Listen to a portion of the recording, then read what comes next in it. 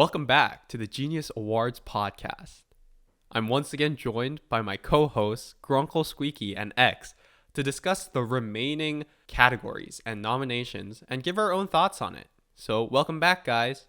I am not a banana. I am a banana. Together we encompass all human knowledge. And banana knowledge, yes. All right, so if you missed last episode, you should go check that out. We talked about all the main match and deathmatch categories, gave our thoughts on the current state of design, and we're moving on to some other categories. So we're not going to be talking about any matches here, at least for a while. Well, let's get started, everyone. The first category we have for today is Best Play That Wowed Me the Most. Now, there are quite a few nominations here. And we want to give all of these plays a little bit of time in the sunlight. So we'll just walk through them one by one and take them one by one as well. So let's start with the top option, at least on my poll. This comes from Black Garnet, the Genius 2. Phoenix betrays all of his allies to give his team the win, only to have also opted to gain a Black Garnet and become DMO due to Sam's Black mission. Any thoughts on this top one, guys? I'm not gonna lie. This is kind of a questionable wording of the play. I would agree. Because the back half doesn't really fall into the play part. Like the play is just Phoenix owned everyone in that main match. I feel like him getting like Black Mission in is not a part of his play, right? Yeah. Yeah, I will say I'm a little confused why this is being nominated, but I can see two different reasons, right? Like, one best play is Phoenix betraying all of his allies to give his team the win. That's a best play, maybe. And then there's the other play of Sam successfully doing the Black Mission to get Phoenix, who just betrayed all his allies, into the death match, which is another quote-unquote best play. But it's like the two of them put together doesn't really feel like a best play nomination. Here's the thing. Even if it was like a best play for like on Sam's end, right? It's not like Sam like foresaw Phoenix betraying all his allies, going for the Black Garnet and becoming like available to DMO. You know, like I kind of feel like I, I can see the first half, like Phoenix betraying all his allies, give his team the win. Like sure, and then the second half is where I kind of go, what is this? But also, like, I feel like maybe best play that wowed me the most could be interpreted as, like, from a spectator experience. Like, this is a play that happened. It doesn't necessarily have to work out or be a good play, but, like, it did make you say, wow, the most. I mean, I feel I feel like there's the best play part, which is important, right? Yeah, no, I do value like if the play worked out and if it's strategically sound, um, and more so like I actually more on the did the play work out part, uh, but yeah, more than the spectacle of it, I feel. I feel like this is like an extreme ways moment, right? Kind of Yeah, I more than agree. actually a best play. Yeah, Yeah. A little weird, but yeah. I will say also that I talked to Sam himself about this exact play, and he basically told us what you guys have been talking about. You know, Phoenix basically betrayed all his allies and went for the Black Garnet because he thought he would be safe. A part of the main match was that you couldn't get both a Black Garnet and immunity. And then, of course, Sam just went and did a Black Mission and DMO'd Phoenix instead. So I don't know. I think the play is cool. I think it's a pretty awesome play, but I wouldn't call it the best play that wowed me the most. It's probably I not the agree. best play Phoenix did in this org, right? I I would agree. And also in Phoenix's defense, because he has told me about this play. He said he did say like the time was running out and he had to make. Like, he tried to get someone else to go for the Black Garnet, but then they weren't like they didn't seem locked in on it, right? So he had to make a split second decision, risk reward, that kind of thing. Like, is it worth it to go for the Black Garnet? Whatever, right? And I think on Phoenix's end, it's a sound like risk reward weighing kind of deal, but like I I don't think this is the best play of the year. And even in the org itself, I don't think it is the best play of the org. All right, let's move on to the second nomination. Toby finds the token of immortality in Cow the Genius. Now, for anybody not in the know, a lot of Cow was hidden from spectators, and so we didn't have a lot of context for this exact play. So I actually reached out to Toby himself to get some thoughts on what exactly happened here, and he was very gracious in replying with a pretty in-depth response. So first of all, thank you to Toby. Just to set the scene for both of my co-hosts and also for anybody listening, it was basically a bunch of hidden in plain sight puzzles. So apparently there was a little hint in the pregame document that was edited after the game started. And Toby was the first person to discover that. And then there was a full sequence of puzzles he had to follow through, kind of like an ARG, if you know what that is. He blitzed through it and he found the token of immortality really quickly in the org, but he himself thought other people would have reached it first. He was a little surprised that he got there. So, what do you think, guys? It is a little difficult to give it the full admiration that it probably deserves when it was very difficult to follow along with as it was happening. But I mean, Here's oh, go on. not go for it. Here's my thing, right? Like, when I hear best play, I think of decisions made, and as impressive as like it is to find the token of immortality that quickly, I feel like you don't just decide to like find it, you know? Like you could, if that makes any sense, you don't decide to just be successful, you know? Or like you're gonna take steps to get there. You're gonna Right. take steps to get there. You decide to take steps to get there, but like the actual result of obtaining it is not like for you to decide, right? Like necessary. It's like saying like best play that wowed me the most, Grunkle winning a death match. You know, like of course you're gonna try to win the death match. Of I'd course you're vote gonna for try that. to find the token of immortality. I kind of don't think this is necessarily a decision like amongst other decisions. You know. That's true, but to give credit to Toby, this was really early in the org. Like, Yes, it wasn't even at the halfway point, I right? And he solved a ton of puzzles to get there. So, Yeah, I'm not taking that away from it. It is an impressive feat. I don't think I would categorize it under best play. yeah, that's fair. Yeah, what the banana said. All right, well, let's move on to the third play. Gemini wins as the mob boss on round 2 of Crime City. So, I'm not really familiar with this play. I remember that this was a very improbable thing to happen, and Gemini somehow made it work. Do you have I more knowledge on this, Grunkle? Yeah, I can give a quick rundown of how this worked. Crime City was main match 5 in Andy Org. It was the final 5 main match, I believe.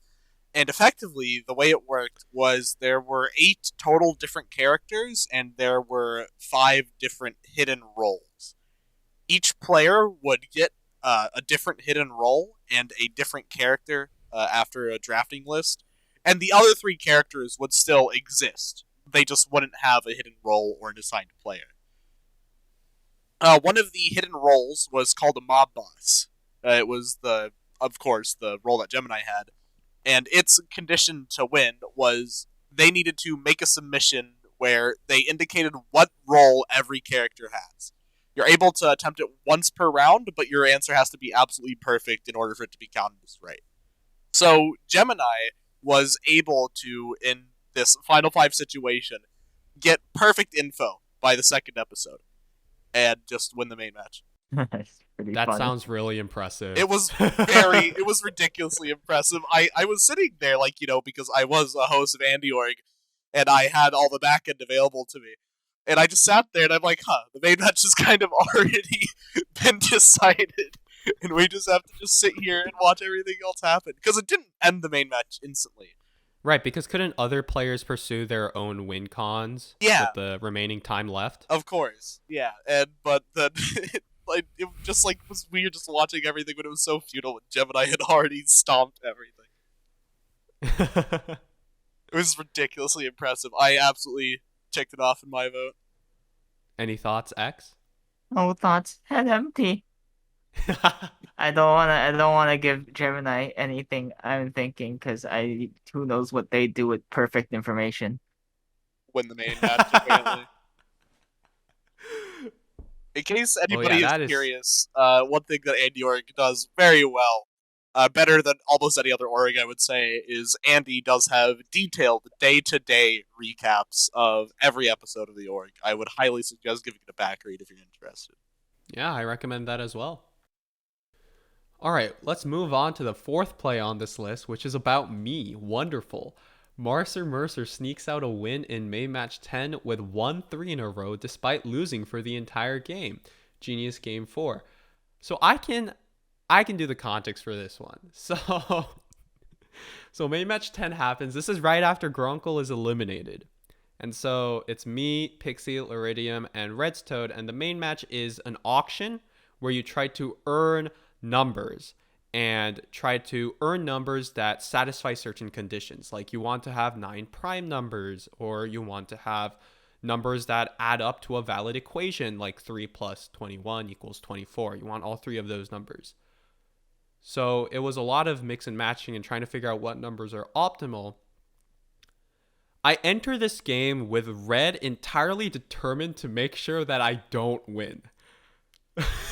And at this point, Pixie is also vying for her own victory more than working with me or with Liridium. And Liridium is kind of just doing his own thing. He's just trying to not make any enemies because he knows that, in a DM situation, I'm going to be taken more than him. So the odds are already against me. Now, there is a little quirk in the rules where basically you want to make conditions, but you want the conditions to come in a 3 in a row because they're like in a grid, a 3x3 grid.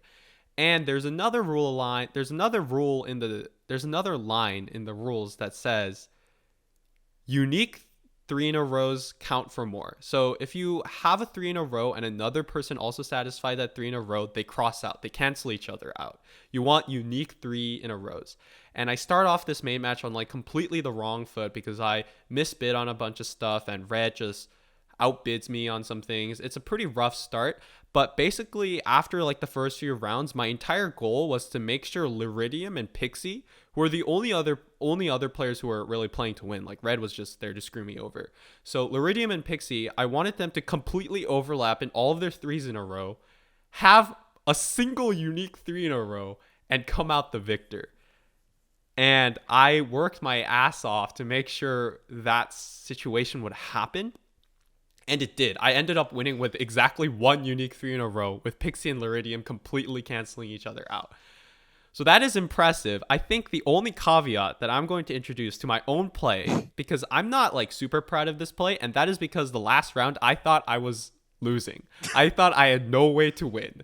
And so I had completely resigned myself to my loss, and I was ready to go into the death match. But it turns out me thinking that I had lost made Pixie bet in a certain way that made me win. And I can't say I planned that. So it doesn't really feel like a best play.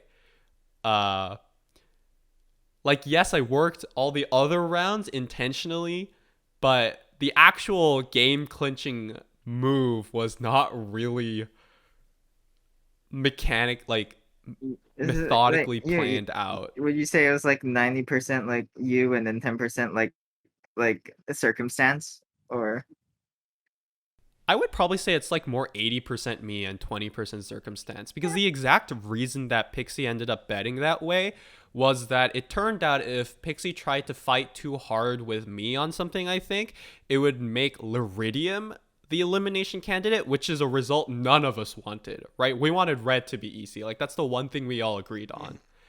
And so Pixie ended up kind of loosening her bid. But then that made me like win a bunch of things. And then it turns out that I actually won the entire main match. And that was not an intentional play by me. It was very much like an in the moment. I thought I actually lost. And I know Pixie thought I was manipulating her emotionally, but I genuinely like just thought I had lost. So I don't really think it was a best play by that margin. Marcer, I'm here to offer some advice as a friend. What you're supposed to do is just say it was calculated. I, I wanted I to hear mean, it. I planned everything out from the beginning, and I fooled Pixie because I'm a I mastermind planned I genius planned mega brain. I I planned almost everything out. I will say that. Like I remember distinctly in like a mid round, I was sitting with X in a VC and I told him my entire plan. Right? The entire plan I'm telling you right now. I'm gonna have Liridium and Pixie Clyde. I'm gonna have exactly one unique three in a row I sat through an and win the hour of game. this. Yeah, and I was just like desperate to figure out a way to win because I really didn't want to go to the death match.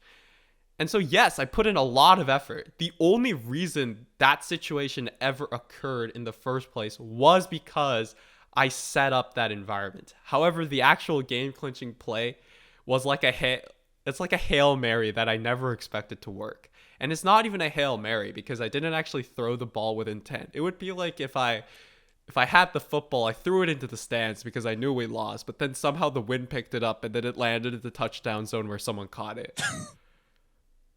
If it works, it works. So I feel like this explanation can apply to another thing on this list, but we'll get to that later. all right, so I'm just saying you can vote for it if you thought my explanation was cool, but I'm not voting for it. So I think it's pretty extreme ways though, but we'll get to that in due time. All right.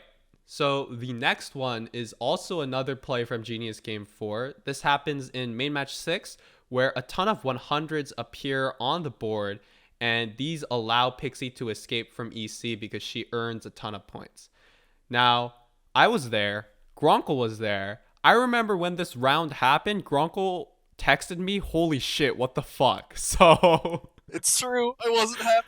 I'll admit. I was not super stoked about the whole situation. Grunkle, can you explain what exactly happened here? No, I still don't get All right, well, then I guess it's up to me to explain. So, basically, what happened here from the player's perspective is Pixie was attacked by Grunkle, Red, and Wiki so that she would be condemned to EC. And I don't exactly remember exactly why they chose Pixie. Maybe Grunkle can shed some light on that later. But basically, Pixie was doomed to EC and she was starting to be really sad and was trying to figure out who to DMO. But I went to bed and then I woke up and I saw exactly one line of play that would let her escape EC. And it was by convincing, I think, J Kitty and Craig to switch to 100 with me, Pixie and Liridium switching to 110, and creating a hilarious amount of 100s in the grid adaptation board so that all of us would score points and Grunkle, Red, and Wiki would score like no points, right? And because the bit change can only happen like every 3 rounds, that meant that Wiki, Grunkle, and Red would be stuck on a terrible bit number for like 3 rounds, while Pixie could easily earn a lot of points. And so I convinced J Kitty and Craig to make the play.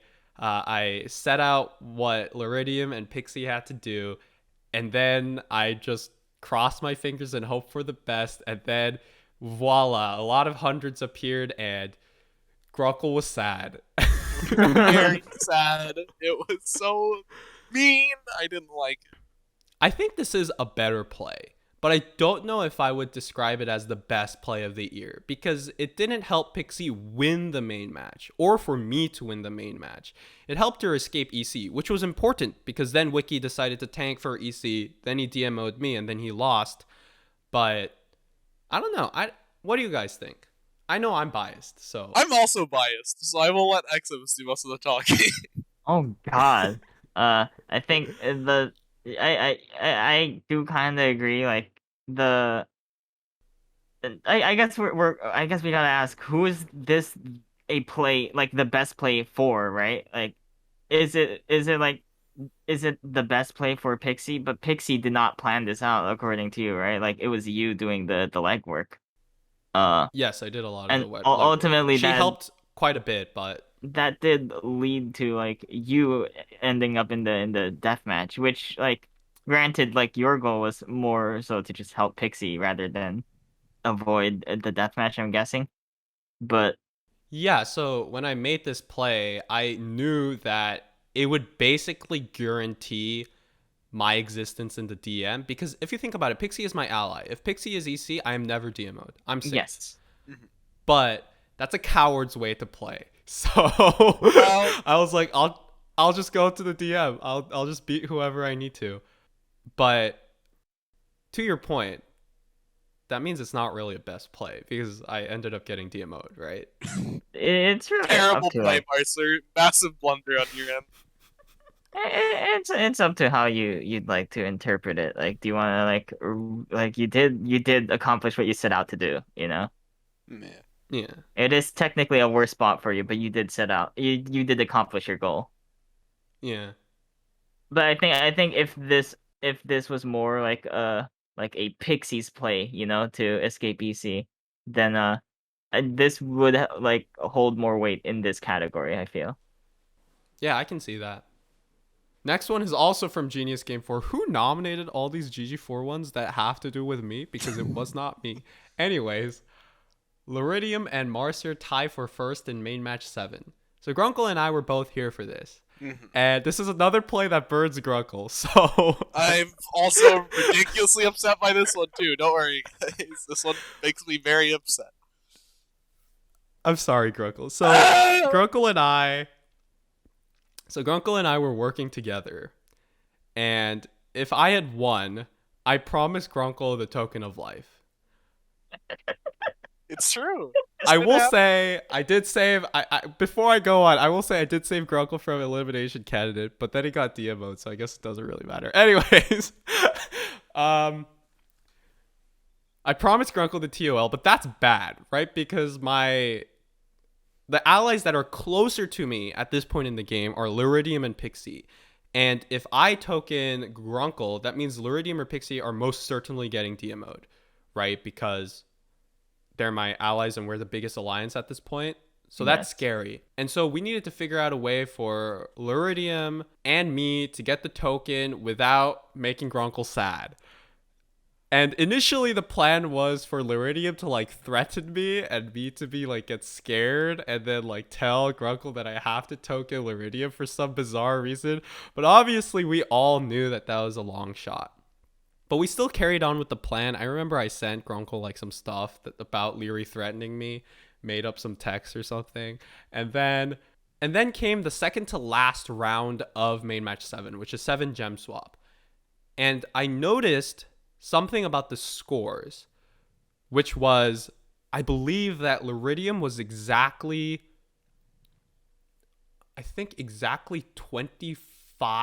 26 points away from me or something. 16. 16. Oh yeah, 16 points away from me. I do remember Um this. because this was a pretty No, epic moment. Grunkle, why do you remember this? You Because I are have by this GT4 play. open on my second monitor right now, and I'm fact checking. I see. So yeah, I had a 16-point lead. And the way point scoring in this game works is that you would gain an equal amount of point. Basically, your point it was multiplied by the round number, right? And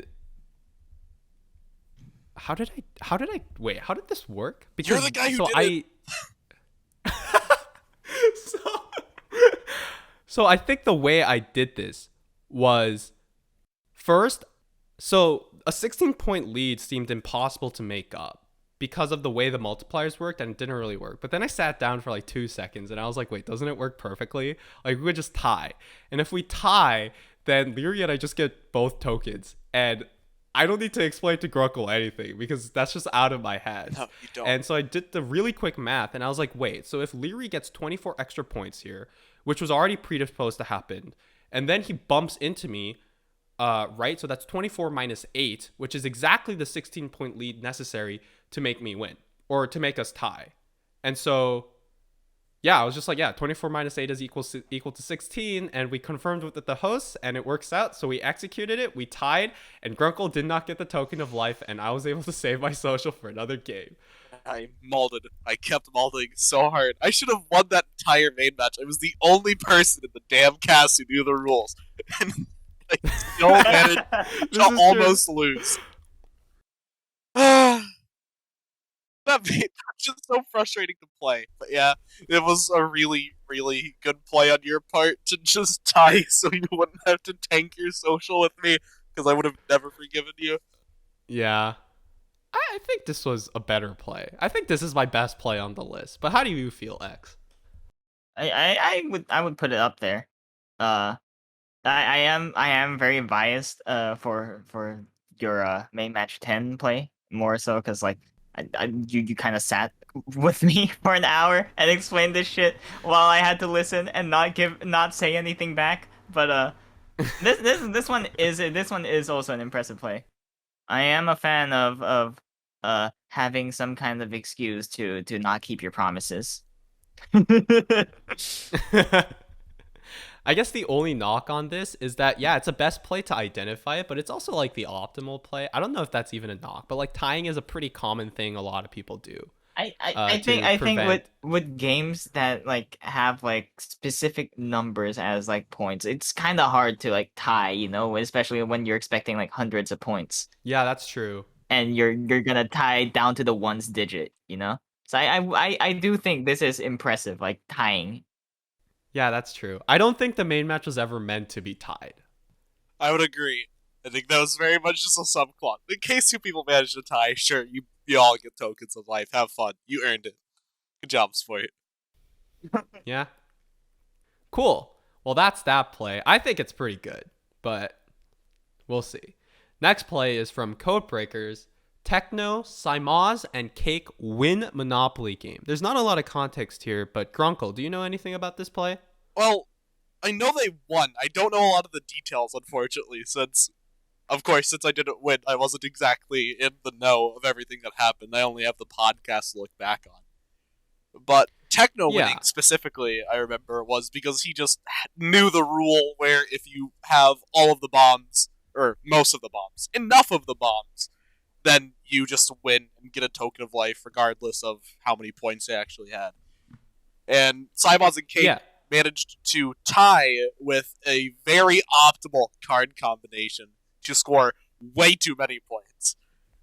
Yeah. So I actually know a little bit about this play because I asked around about it and I also saw its description in the Codebreakers Award ceremony. So, but what basically happened was Simaz, Techno, and Cake did not organize a co-win, but their independent plays meant that they all won this game in their separate ways, right? So we'll talk about this a little later, but Techno stacked bombs, and Simons and Cake also did their own things, creating optimal card combinations, and then they all won together.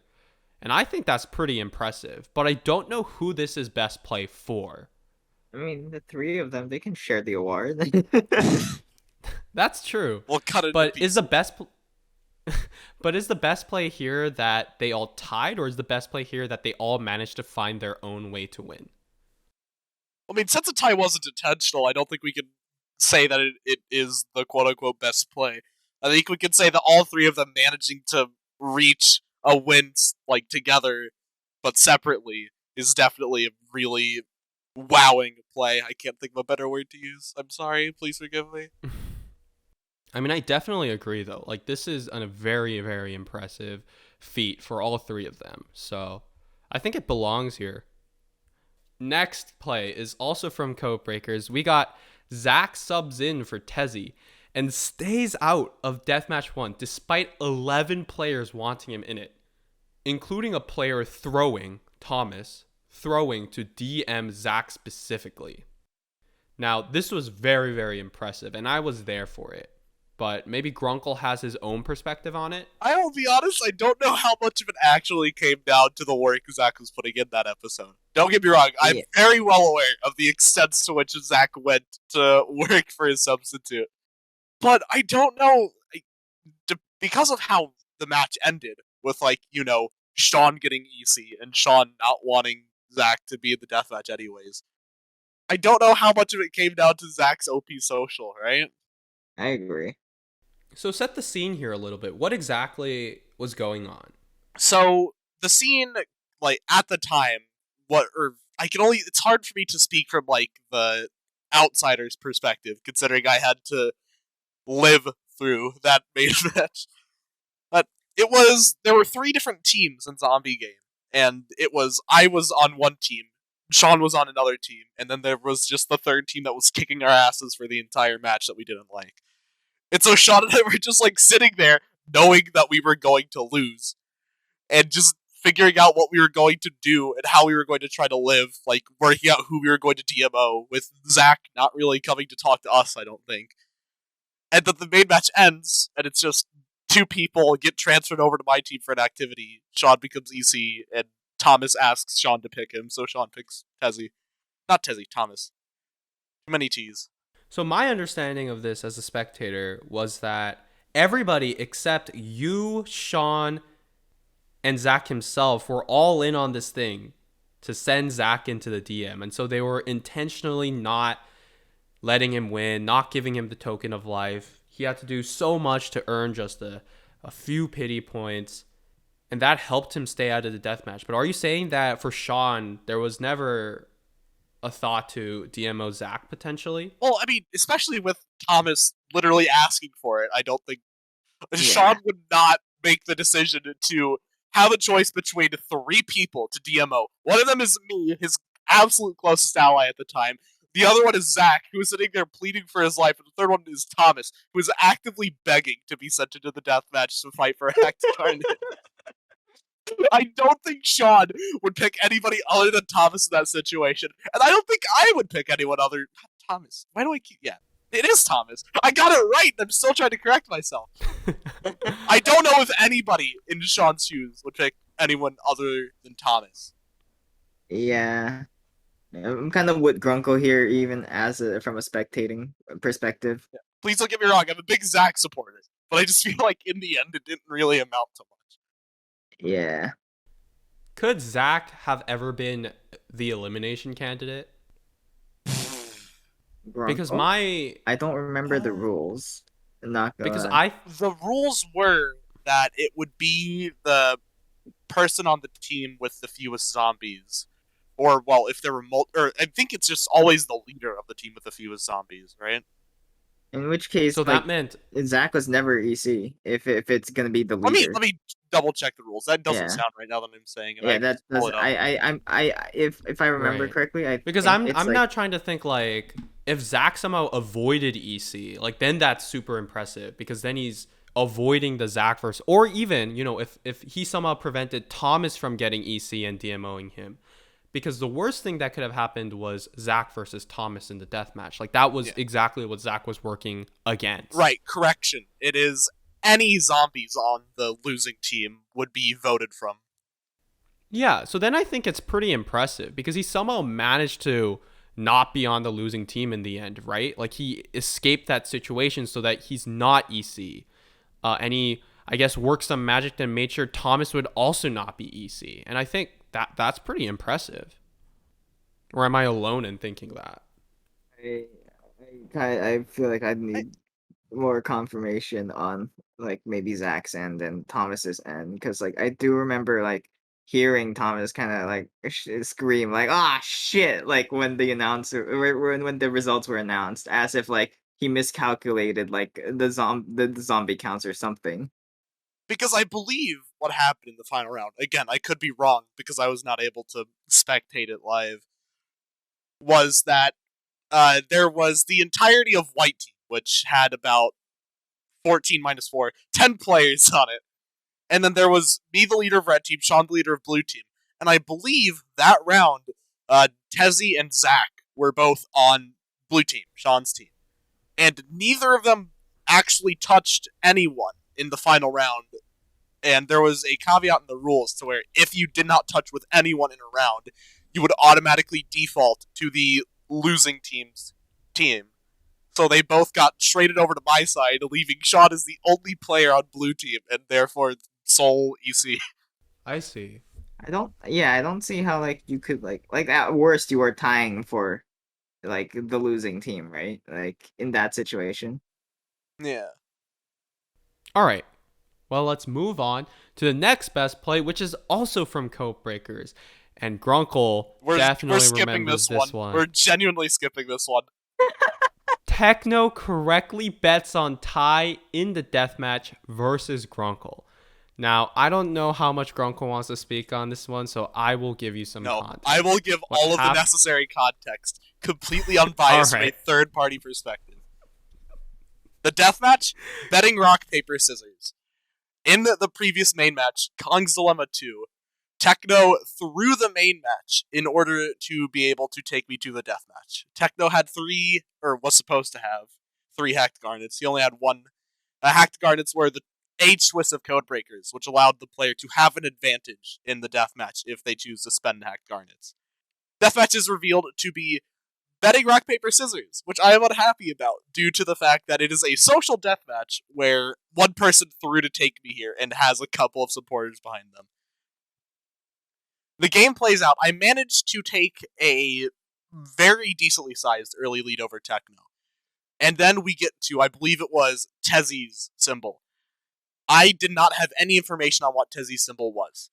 I picked randomly what symbol. I picked rock because I expected Tezzy to pick not rock. Techno placed his bet on Tai, and it turns out Tezzy had also picked rock, which put Techno very much back in the game, gave him the lead, and put me on the back foot, having to make a big play in order to come back. And I was not able to, and Techno won the deathmatch from there. I think it's a pretty good summary of what happened, right? Yeah, so I'm going to be honest. I think this play is extremely extreme ways. I Yeah, think I agree. it was incredibly hype when it happened because who could have seen it coming, right? Just a crazy play to put it all on Tai, which is such high risk. And then it worked out and he won the deathmatch for it. But I don't think it's a best play or even a It good play. And that's not because Techno is a bad player. It's just that Grunkle, you didn't know the card you were playing against, so you were literally submitting a card randomly. I There was feel no psych here. yes, I do not feel like this was necessarily a display of skill. I feel like it's like awarding like someone flips a coin, it lands on heads, and then you kind of go, "Wow, you're a genius," you know? A little bit, like insanely unexpected, super Yeah, hype. I agree. I But agree.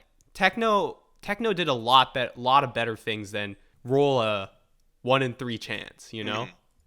Mm-hmm. Mm, Like we'll get to this category later, but I feel like this is up there for best extreme ways moment of the year. I For agree. best play, I don't know about that one. I agree. I don't want to take away the fact that it was a ridiculously intense moment. It absolutely something that decided the course of the rest of the game by happening. But I don't know if I would call it best play. Very much extreme ways. I would not classify it as best play. Yes. All right, final one. Myth takes control of all of the new players plus Beans, can't forget Beans, in Magician's Market. That was main match 1 in Andy's Genius Done Quick. And I actually reached out to Myth to ask him a few questions about this play because there's not a lot of info, and I personally didn't really remember exactly what happened. And Myth himself had to say this. So, throughout the entirety of main match 1, Myth was basically grouped together with Shane and John, but he was also pretty much the only player to really try to actively socialize with all the newcomers to the Genius org scene. And so he was basically able to create multiple alliances with them and fully take control of all of their submissions, right? He basically had access to about a third of the org and all of their submissions. And he would rig these submissions so that he would always come out on top. And he used all of this trickery to be able to win out the main match ultimately and screw over all these newbies and beans. So, pretty impressive social trickery to put yourself on top. I think that's pretty impressive. What do you guys think? I agree. Like there were 15 players in that main match. So to have that level of control with that many people, I think it's definitely very impressive. Grunkle? I, I especially with how Magician's Market worked, which we touched on in the earlier part of this. I think that being able to just walk up to all of like the newer players and also walk up to Beans, can't forget Beans, and just be like, hey, do this, and then have like this perfect market knowledge of half of the cast and just be able to farm off of it was ridiculously cool to watch. That was insane. Yeah, apparently Myth was sometimes able to like receive an item for free without giving anything back. Correct. And was able to convince these players that that was somehow optimal for their surviving chances. Like that, I find that very, very impressive. Like, yes, he was probably taking advantage of people being new to the game, but this is a ridiculous amount of players. It's not just exploiting one person, right? This was multiple alliances, multiple people that he was all able to keep under his control. And I think that is pretty impressive. Could not agree more. All right. Well, that's it for best play that wowed me the most. But the next category is best extreme ways moment. And there's a lot of overlap here. So if we have any specific ones we already talked about that we want for this one, we'll talk about it a little later. But first, let's go over all the new nominations for this category. And the first one is already at the top. Myth blows up the game upon being eliminated in Andy's Genius Done Quick. Now, this was pretty infamous at the time. Love does this. Does anybody want to give a shot at explaining what exactly happened here? I'll be honest. I'll never be able to get inside a Myth's head. I'll never truly be able to know what's going on.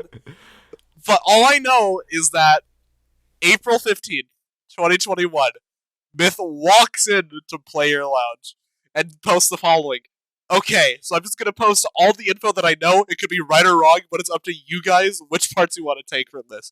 And posts a list of every alliance and pact and backstab that he had experienced for the first 3 episodes. And just calling out Shane for playing social hard and calling himself salty. It was a great read. Absolutely a blow up. Something that I think infamous is probably the best way to describe it. Yeah. But I'll be damned if it wasn't good content. I'll be honest, I don't think it ultimately like really affected much of the remaining game. It didn't. No, not at all. Which honestly takes away a lot of points for me. Yeah, I mean, that's fair. I also feel like, I don't know, it feels a little mean-spirited. I don't know if it is pretty extreme ways, I guess, but it was infamous at the time, and I think it's still infamous right now, whether it was legal, but whether it was like moral or, necessarily in the spirit of the game.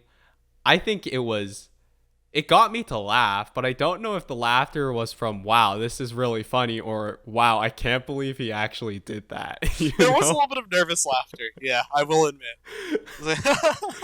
Uh-oh. Yeah. X, do you have any further thoughts? Myth, please don't be a salty piece of shit next time. But we praised you earlier, so this is fair. Cool. Alright. You can't just say that and be like, yes, it balances out the cosmic. It balances out. Finally, the podcast has gone net neutral on Myth. Myth is a gem. DMO. How much of this are we cutting? None of We're it. keeping all of it. No, we're keeping all of it. Let's go. I hate For Myth to say DMO Grunkle every single day in AGDQ, this is only fair. I'm okay with this. All right, well, the next Extreme Ways play that's new is actually pretty extreme ways. Oh, yeah. Amelia demands all of Phoenix's garnets to not pick him as deathmatch opponent, only to do so even after Phoenix gave her his garnets. And to clarify, I believe it was around 7 garnets, so not all of them. He didn't end up listening to that request, but he did give a pretty significant amount, and it did not matter. Amelia just DMO'd him anyways. And I talked to both Jack and I think Sam about this. Sam didn't know too much about what exactly happened here. Basically said it's exactly as it said, and Jack was able to provide a little more context. Basically said, yeah, Amelia was not happy with Phoenix. There wasn't really any main match background to this. It wasn't like Phoenix intentionally screwed over Amelia to be EC, but it was more just that at this time there was a prevalent kind of feeling that they had to take out Phoenix. He was the biggest threat. And so this was probably going to happen anyways. Amelia was just messing around with Phoenix and, and made this very ballsy play. So, I wouldn't how call do you it a guys feel about play. this? I wouldn't call it a play. I think she was just trying to have fun. She had her mind made up, you know. Well, luckily, this is not best play. This is best extreme ways moment, so I will Yeah. defend this. This shit was funny. Yeah, I agree. I agree. I feel like, I feel like if I'm Phoenix in that moment, I give Amy my 7 garnets and then I sit down and then like she comes out of her room or whatever and then she says I DMO Phoenix. I can hear extreme waves in my ears. Like it's starting to play, right? So in that sense, it probably qualifies. Like it's an insanely hilarious play. I agree. I I agree. feel like It's in a good context- TV moment. Oh, absolutely. In context, I don't imagine that it was like Amelia got pulled away and then came back kind of decision. I feel like it was an Amelia went up to Phoenix like, "Hey, give me your garnets, or else you're going to the death match." Like, got a handshake from Phoenix, took his garnet pouch, and then while the handshake was still going on, looked over at Jack. It was like, "Hey, I think I know who I'm gonna pick." And just to clarify, there is no mechanical benefit to this play because Black Garnet operates on the first 2 seasons of the Genius, which means that the winner of the deathmatch takes all of their opponents' garnets anyways. So there is literally no mechanical benefit Correct. to doing this if you were going to DMO Phoenix. So I feel like that just adds another level of like hilarity. It was purely for the psychology, and I am all here for it. I want to see more of this. I mean, I guess you could argue that it didn't really work out for Amy because she ended up getting eliminated by Phoenix, I don't think that matters for this category that much. right? Yeah. I like the moment that she caused by like this a silly prank was like TV gold enough, you know. I feel like this extreme ways moment like we can just define as like TV gold, right? Yeah, I mean, that's basically what it is, right? Oh yeah. All right. Well, that was really funny. We're going to maybe less funny, but something someone here is very, very proud of. Grunkle beats Chaotic in Flowerfield, Genius Game 4. This was Deathmatch 3. Grunkle at this time had never played a DM before. Even I thought he was for sure going to lose against Chaotic, who's generally considered really good at DMs, especially observation DMs like Flowerfield. And then Grunkle just beats Chaotic like it was no big deal. So, Grunkle, Don't how say do it you like feel it was about this easy. one? I had to work hard for that. It was not by any means a stomp of a deathmatch. It grinded out until the board was entirely locked and there were no more valid moves, and I just happened to be the person on advantage. Well, I mean, you played towards that goal, right? Like, Yeah. I remember you had the entire like pentomino strategy Yeah, of I finding some. I talked about my symmetric pentomino strategy and my nib counting strategy and all that other fun stuff. Yeah, it came down to just a play at the very end where I was able to slot in 2 flowers to where it would lock out the entire board. I obviously wasn't like playing too hard from Chaotic's point of view as to like understand exactly what he was thinking with all of his moves. All I know is that at the end, the count was in my favor, and I just had to take advantage of it. Yeah. Like, as much as it is like an extreme ways moment, I guess a lot of it is like unfairly credited to the fact that like I'd like to say I've just always been that strong, but just I hadn't had the opportunity for anybody else to know about it before then. Yeah. Well, okay, let me ask you this question. When you beat Chaotic, when E was like, Chaotic has been eliminated, did you hear Extreme Ways in your head? Like, did it play? Yeah, I went immediately on my computer and put Flying Spaghetti Monster by Dr. P on loop and just kept listening to it and pretending I was on the show. It was a great experience. Honestly, as a spectator, right? Like seeing what people have said about you, like for these past 3 episodes, I kind of like the general consensus seemed to be like, what is Grunkle doing socially? He's a chaotic mess, whatever. Like, and so I think the initial impression I got as someone who didn't know you or anything about you was like, yes, Grunkle. I don't know if he's that competent. and then and then And then you pick you become EC that episode. You pick chaotic, and the reasoning was he was like the last person to like send me a message, and not only that, when someone told you chaotic is like one of the biggest names in this community, like you kind of go, wait, what? Oh no! That's exactly what happened. I literally went through, took the snowflake, the Discord snowflake of the last message that every player had sent me in our pair channels, and Chaotix was the oldest. So I'm like, all right, I'll put you down on this neat little sheet of paper. I'll see you later, bucko. And I go talk to my boy Marcer, and I'm like, yeah, I picked KO. He just hasn't been talking to me. I'll see what happens. We'll see what this guy's made of. Marcer was like, dude, you have no idea what you just stepped in. I'm like, huh? What? He hasn't been talking to me. How scary can he really be? It's not like there's like a whole community for like this genius stuff that I've been oblivious to and just now became a part of. Uh-oh. Paper, it should have been a Grunkle Oz, and then you went and defied everyone's expectations. I do think like True. that was very extreme ways. Vegas would have been bankrupt. I do have a question. By any chance, do you remember who was second on that list? Like, if KO had sent you one message, who else would you have taken? I think at that point, it either would have had to have been Piggy or Reds, I believe. One of those two. I don't think you were at all in contention. And you went into a deathmatch with both of them later on. It's true. Dude, if you entered a DM with Red in episode 3 and lost there, your narrative would be so different. I don't think I would lose to Reds in Flowerfield, but this is a different conversation for a different day. I don't think you would have lost to Flowerfield, but I don't think he would have banned to Flowerfield. That's true. Yeah.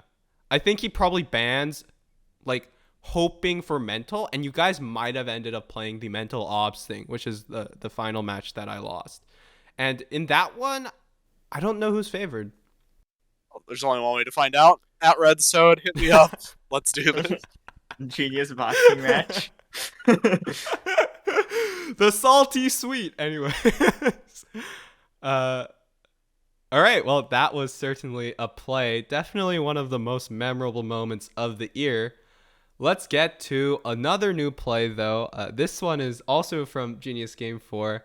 Involves me. So, in main match 4, everyone helps Jet tank to EC for him to DMO one Grunkle Squeaky, only for Jet to instead DMO MarcerMercer. Hi, guys. So Grunkle, can you tell the audience what you were doing in main match 4? Oh no, do I have to?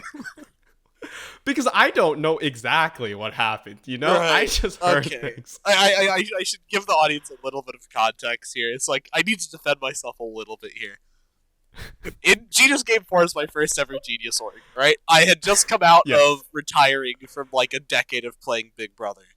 And I got tired of Big Brother because it had a super stale social meta, and I just didn't feel like playing Big Brother orgs anymore. And then I joined the Genius, and then just like episode 1 of Genius Game 4, Social Snake, I was able to pull off a play with Liridium to give myself a token of life, and I was feeling really good about myself. And then episode 2 happened, and I was okay with it. And then episode 3 happened, and I went to the deathmatch, and I killed Chaotic_EAC, and I started popping off.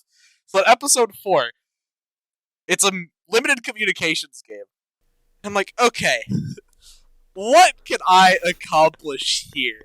Let's see what I can do. And I proceed to get into 3 or 4 different alliances. Three different alliances. 3 different alliances.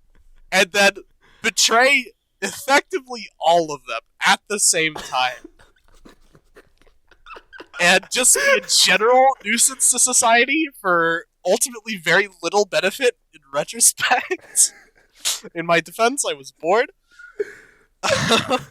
And so clearly, at this point, everybody is just like looking at me from like across the room, just like running around, sprinting with, like my arms to the side, making airplane noises. Nobody enjoys what's happening. And I'm not even gonna win. I'm not gonna be immune. That's not gonna happen. I'm just being obnoxious for the sake of it at this point. In the shadows, there's a conversation with Jet and everybody else. He was like, okay, listen, we need to do something about this. Jet raises their hands, like, you know what? I'll tank. I'll go to EC. I'll take care of him. I'm not afraid of Flower Field. It's fine. We got this. Jet tanks EC. In Table of Judgment, I selected MarcerMercer for DM.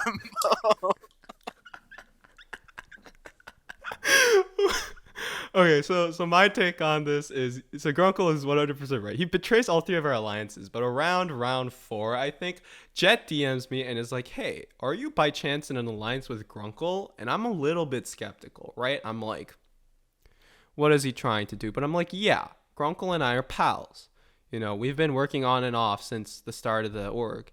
And he's like, oh, that's weird. He's in an alliance with me too. And I was like, what?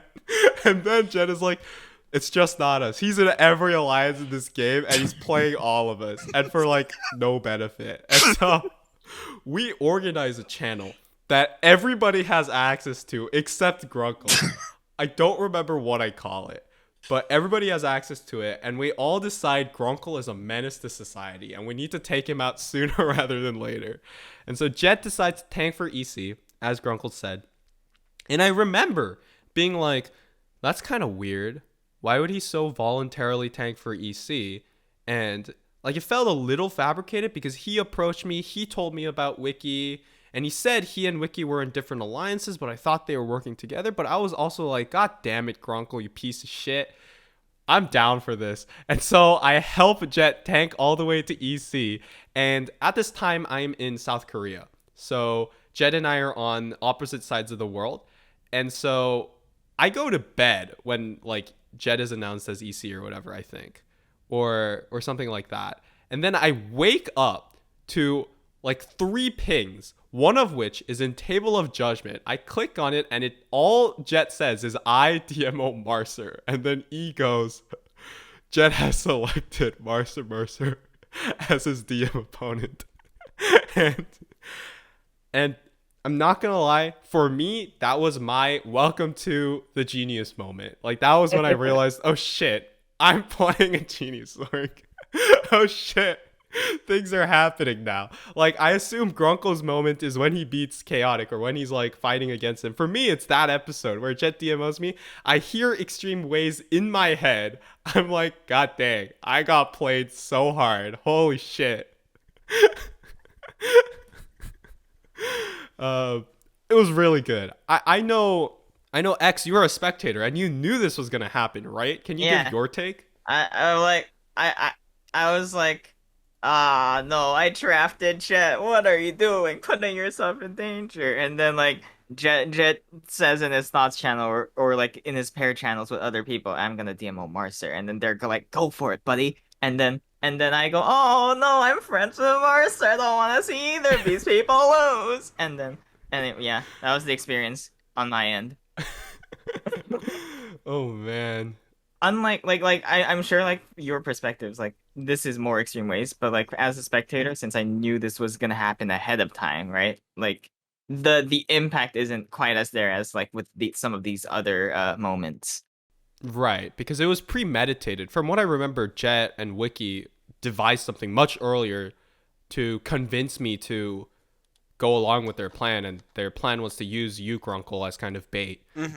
So, in that sense, it's a lot of, it's premeditated, so it might not be extreme ways. Like if this was a show moment, it would be like Jet would DMO me, and then there would be like a flashback. You know, they'd be like 3 hours ago, exactly. and the music would be playing, right? I think it still qualifies. I think it was it qualifies amazing for sure. moment. Like I think it just due to like the format of non-live orgs, and then right. Yeah, but it like I this definitely qualifies if you're thinking of how it would translate to like a show perspective. Yeah, I agree. All right. Well, we got one more new nominee. Is it what I think Grunkle. it is? Oh, it is. Grunkle. It's about you. Because no. you, after working together with Sean in previous episodes, force swaps Sean to eventually make Sean EC and give you, Grunkle Squeaky, the main match win. This was Codebreakers episode 4. Give us the rundown, Grunkle. The way this is phrased makes me look like a bastard, because it doesn't even say eventually make Sean EC. It just says force swap Sean, make Sean EC, gives Grunkle the win. That was exactly what happened. That's not exactly what happened, and I'm not going to stand for this on my own podcast. Like, it's your podcast now. I see. It's our podcast, but that means it is one part mine. Alright. Seed exchange. It's your classic seed exchange. 11 shares, numbers 1 through 10 wrap around, and there's also an X. Not that X, just the letter. At the time, or rather earlier, I think this is necessary context, I was the X about 2 rounds prior to when this incident occurred. And I did not know what was happening. In this version of Seed Exchange, you could exchange yourself, publicly the normal way by just, giving each other a handshake and letting the dealers know. Then you swap seeds. Or, at any time, any player could spend 3 garnets to forcefully swap themselves with another player to change the order in, however they could. And while I'm the X, I just sit there in the main hall alone, because obviously nobody's talking to the X. And I'm like, okay, here's what I'll do. If anybody tries to end the game this round, what I'll do is right before the end of the round, because since this was a live org, we had a timer on a YouTube live stream ticking down that you could watch. When it gets down to 5 seconds, I have this pre-typed message typed out to swap me with someone, and I'll just send it, and it'll put the order into chaos. I'll be an X in the middle of someone's line, and then the game won't end, and everything will be okay. Nobody tries to end the game that round. It's totally fine. And then the game continues. It is around 2 rounds later. A player by the name of Soul is currently the X. And I am very not confident in my social with Soul at this point.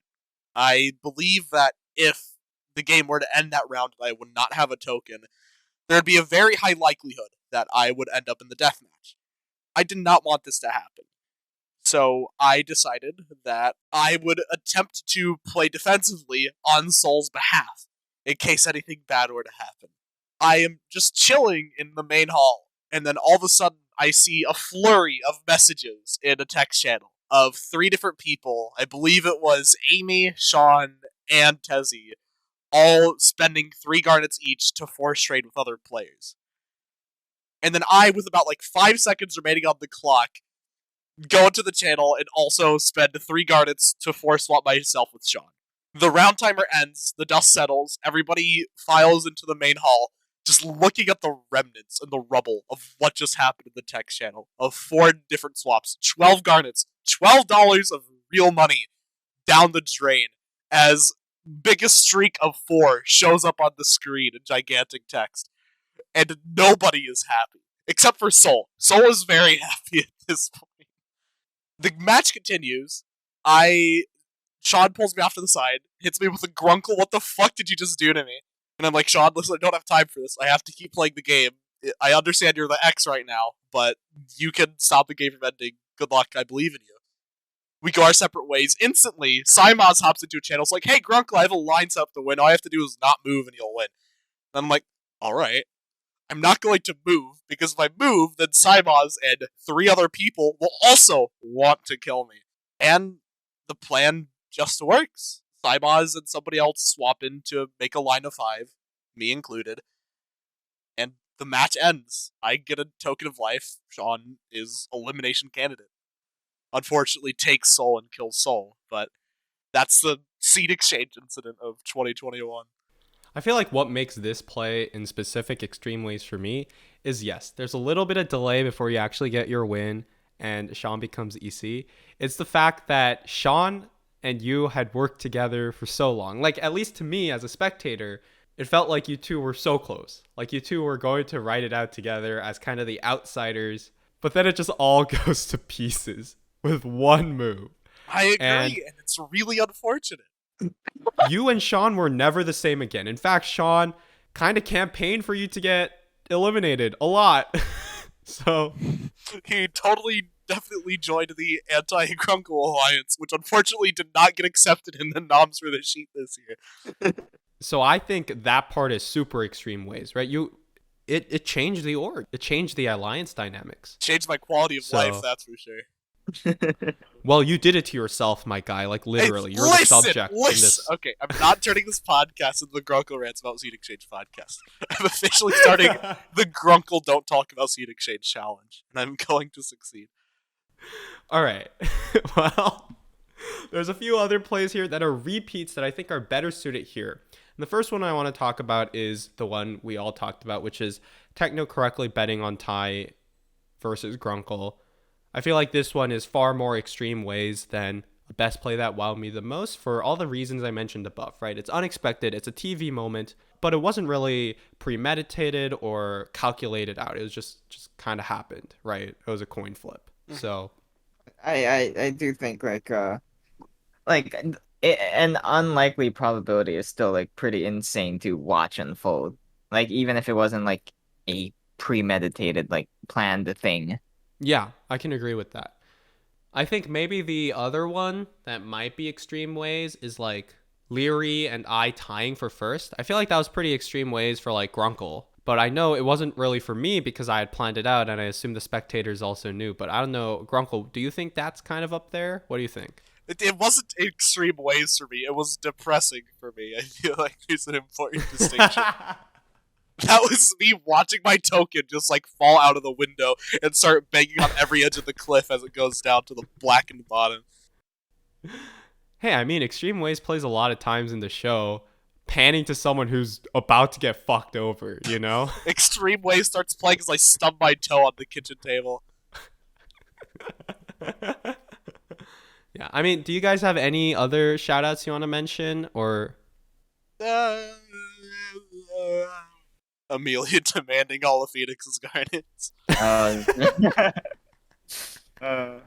I will say for the I'm honestly like a big fan of like the techno one, like as an extreme ways moment, like because like by this point, like not only is it an unlikely probability, right, but like by this point, like Runkle has established himself as like a threat as a player like within the community, and like this was a player of like this was a cast full of like people not like in the like sort of like greater or community, I guess, as Spicy would put it. So like just seeing this outcome, and I also remember like back reading this because I kind of woke up and I was like, damn, I missed the live session. Let me see what happened. I see Grunkle's nickname, Grunkle, ninth. I went, what happened here? I check the logs and I go, oh, Grunkle's winning. How does he lose this? Oh, I see.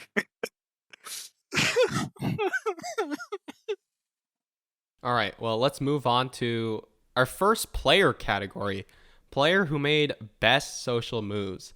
And there's quite a few names on this list, but importantly, MarcerMercer GG4 is one of the nominations, so I'm probably not going to talk a lot because otherwise it's going to come off as insanely narcissistic. But let's go off the other nominations as well. We have Luna from Codebreakers. We have Sean from Codebreakers. We have Zach from Andy's Genius Done Quick. We have Cake from Codebreakers. We have Cora from Cow the Genius. We have Crow from Cow the Genius. We have Zach again, but this time for Black Garnet. We have Gemini from Andy's Genius Done Quick. And finally, we have Pixie from GG4. And then me. Hi, Marcer from GG4. So once again, I don't want to talk about myself. So All right, I won't you talk guys about can you talk either. about. Yeah, we can skip over Marcer. Don't vote for Marcer, guys. Waste of your time. I can talk about you. I can do your dirty Here's work. what I wanted. I just want to give a shout out to what the single entry that I personally voted for and give my reasoning as to why I think they should win. Sure. Personally, my winner pick for a player who made best social moves, I think has to go to Gemini from Andy's Genius Done Quick. I can see that. We talked earlier about Gemini's performance in Crime City in HDQ, which was getting perfect information by round 2 of the main match. But I think that isn't even a full scope of the complete and total social access she had throughout the entirety of the org. During episode 1, Gemini didn't have the same reach as Myth did, being able to just puppet master all the newer players in Beans. Can't forget about Beans through Magician's Market. But I feel like after episode 1 and for the entire rest of the game, Gemini was a constant presence in every single social act made throughout the game. And the entire org would have played out differently without Gemini. Gemini was a driving force in social the entire game, having so many good connections and having people not wanting to turn on them for so often throughout the game. Absolutely blew my mind spectating it. To your point, for reference, right? Like if you look at the top 5, even top 6, like Gemini first, Eevee second. Eevee had great social reads, but never really acted on them. From what I've heard, and then Tiak was target number 1, like in the late Yeah. game. And Zach also did have some amount of social control, I believe, but Yeah. like he was burning bridges in the process, whereas like I don't think Gemini was doing quite that, or not to that extent, right? Yeah, Gemini was effectively getting away with everything for free, from my perspective.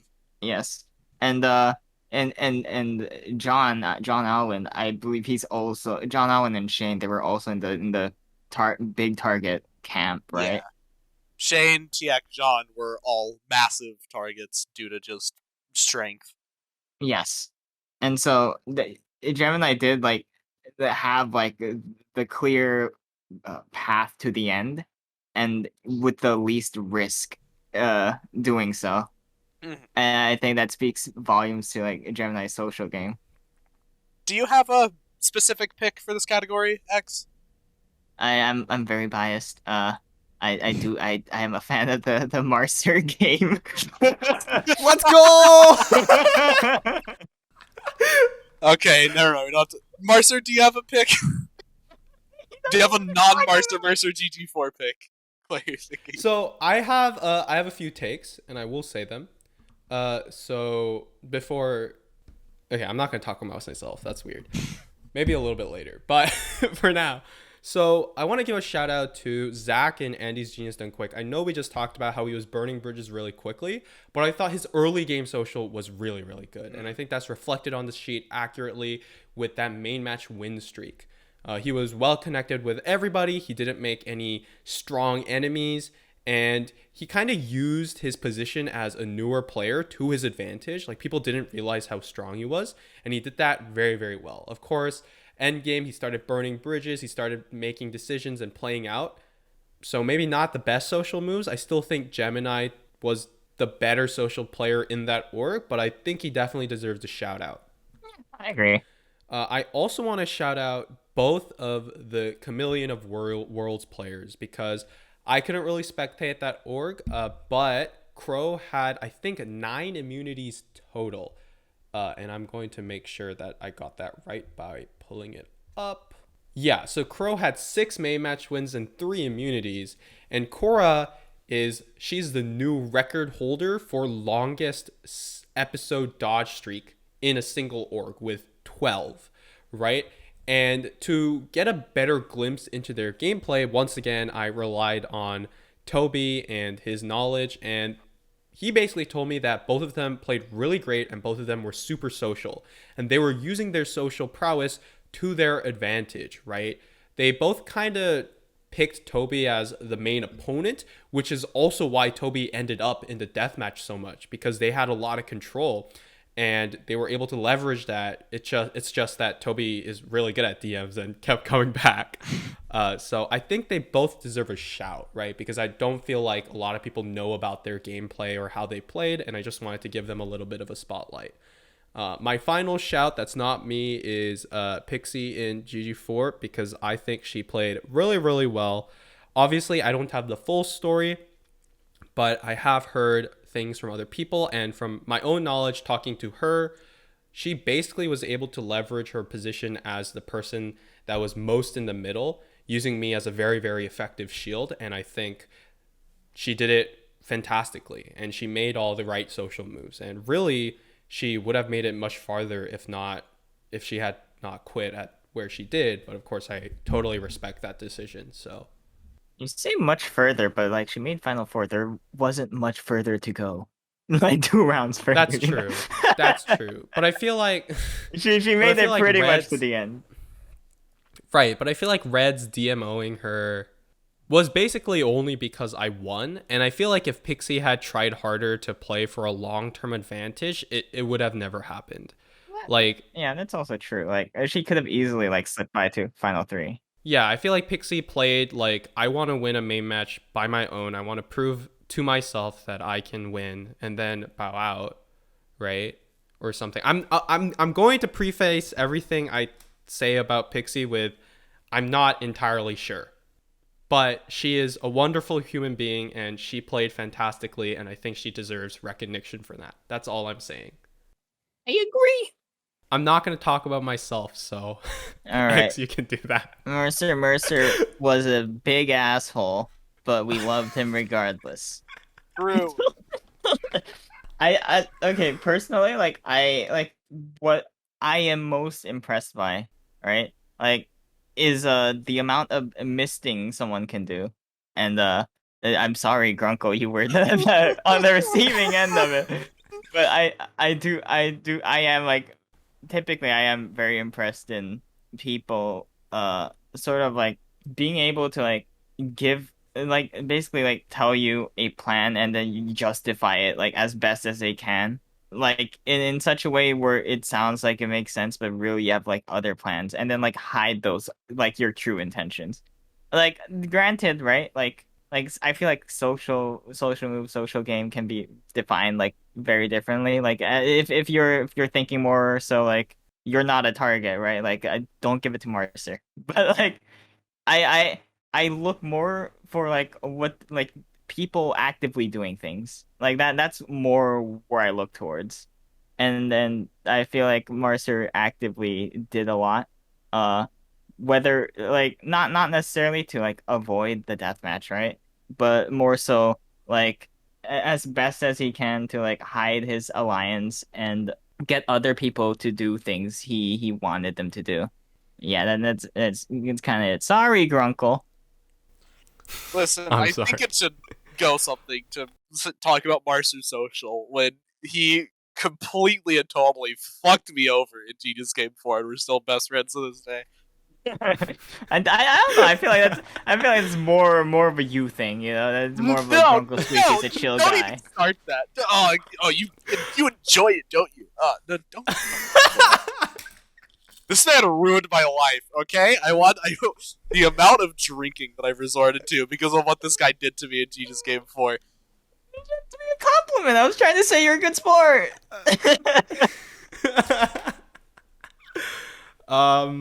Tonight's menu: banana smoothie. I will say in terms of like not being a target, I'm definitely not best social boost. I think that's really, really clear. I got DMO'd 3 different times. You know, multiple people threw games just to DMO me. All 3 of my opponents actually did that. So definitely a big target. But I played to win, and I made sure that I would be able to win. And so I do have that ridiculous immunity streak. Because without that, I'm going to the deathmatch pretty much every episode. So True. yeah. Thanks, X, for talking about me.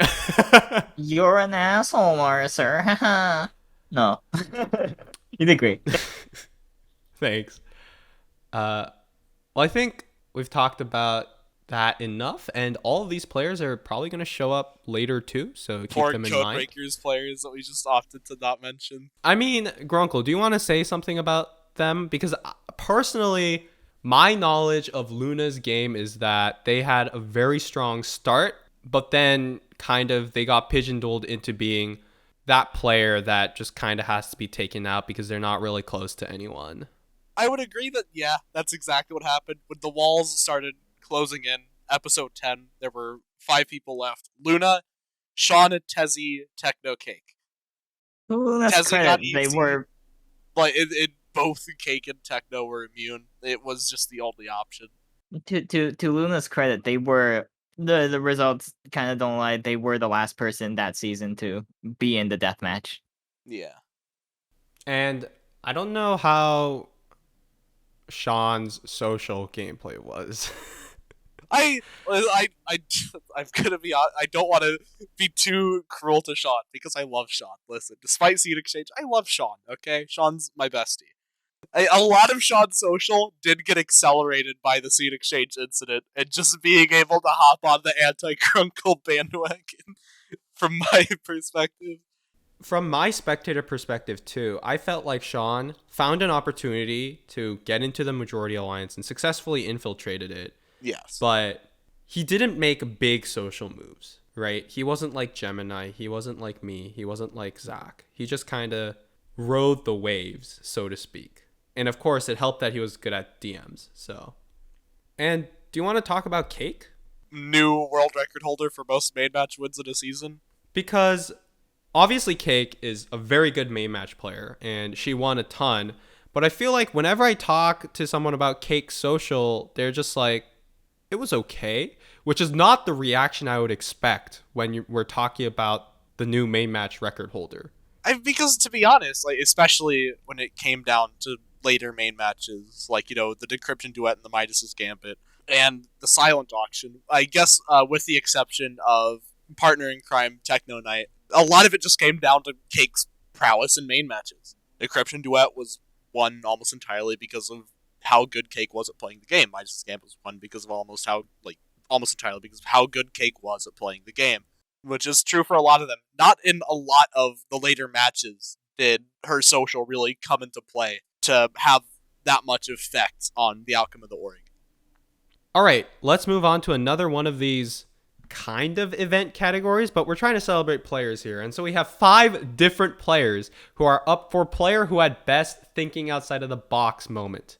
All right, we got one returnee in Toby for finding the token of immortality, and we got 4 new nominees. So first up is Amelia, once again, for choosing to lock down one of the rooms in Get Out of Here, a main match we talked about before, instead of going for all the keys in order to gain a monopoly over one key.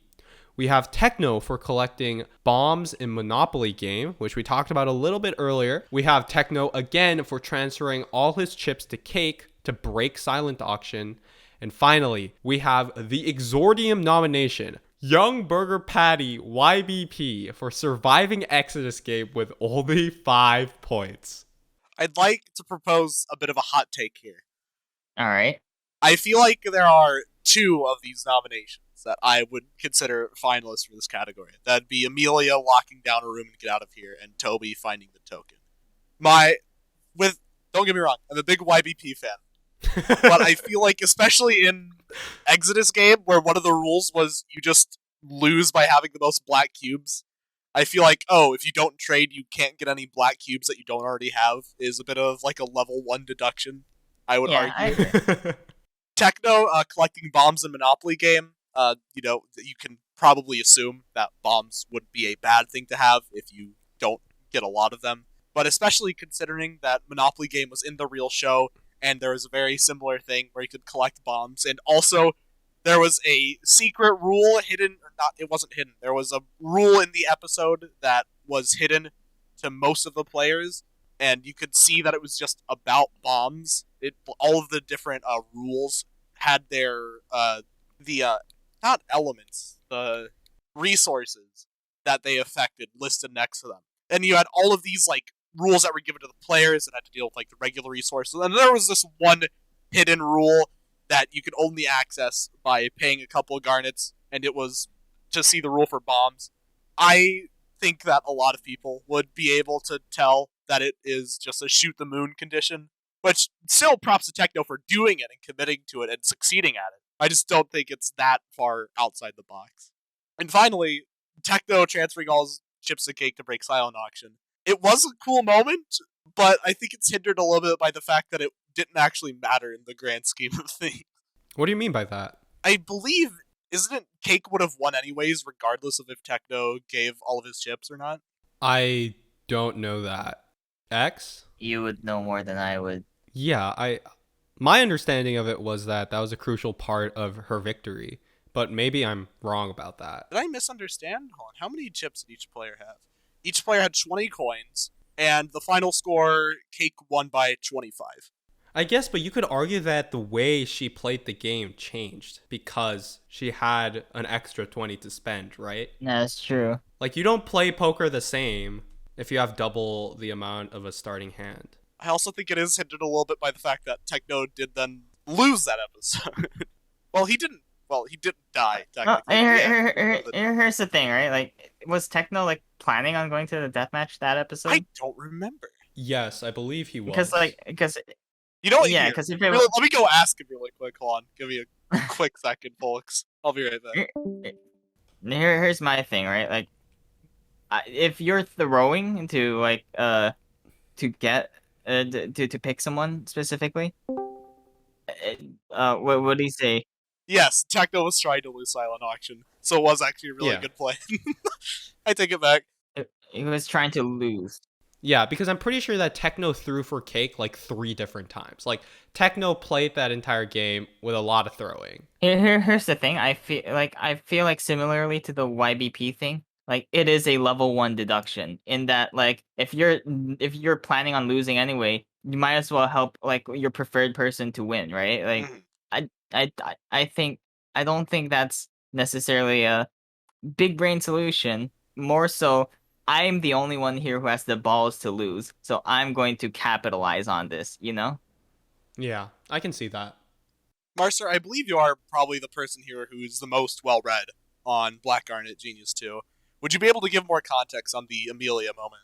Yeah, so X was actually there. So I talked to X, but I also talked to Jack about this. And basically, Get Out of Here, we talked about this before. It's kind of a puzzle main match where each room has a different type of puzzle.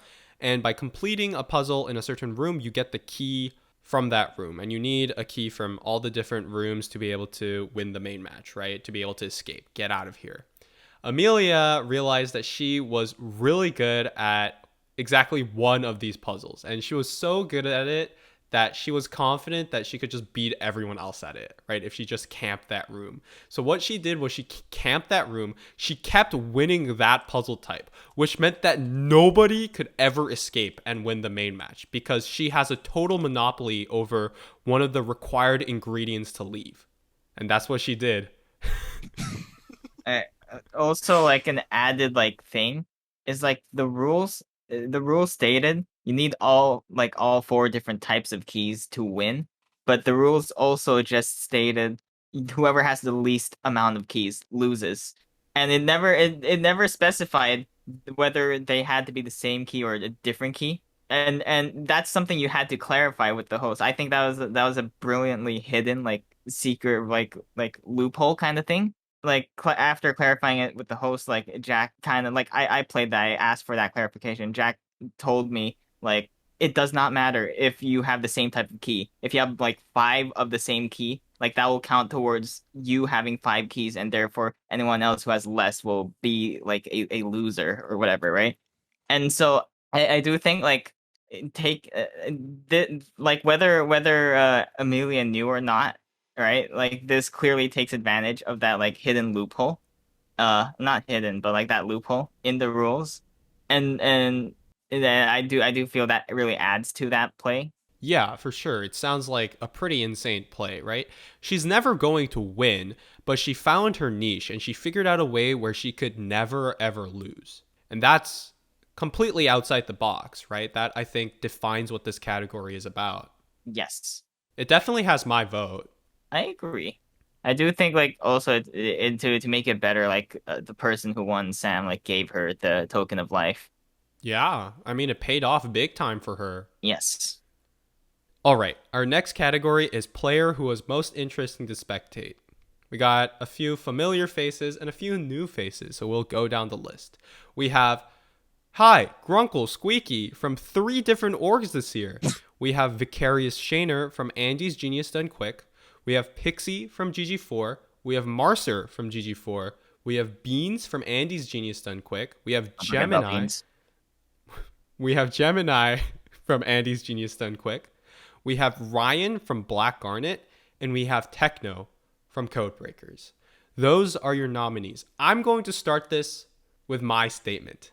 I think Grunkle was the most interesting person to spectate, bar none, this year. And my reasoning is that Grunkle had a multi-org character arc like no other I have ever seen. And as someone who could win this, the entire arc come to fruition, it is So good. It makes Grunkle such an interesting player to spectate. And on top of his very for TV playstyle, right? Like Grunkle plays for entertainment. And to top it all off with a character arc that's coherent, he has my vote for most interesting to spectate. For legal reasons, I will not be commenting. You're gonna pull a Marcer too. I see how it is. X, you're not nominated. You were a spectator to every single one of these. What's your take? I was not eligible to be nominated, first off. And anyway. L ratio should have played in 3 different orgs. Tragic. No, I do agree. Grunkle was always like one of my favorites to like spectate in Code Breakers. I don't know much about how you did in Black Garnet, but in GG4 you also were stirring shit up. Yeah, I mean, Grunkle just plays for Chaos. Like, he played for Chaos for those, like, first 4 main matches or whatever. But then he, like, started having an arc. Like, he was like, I don't think I should play for Chaos. I believe in the power of friendship, you know? He was like, I'm gonna believe in Marcer. You cooked him!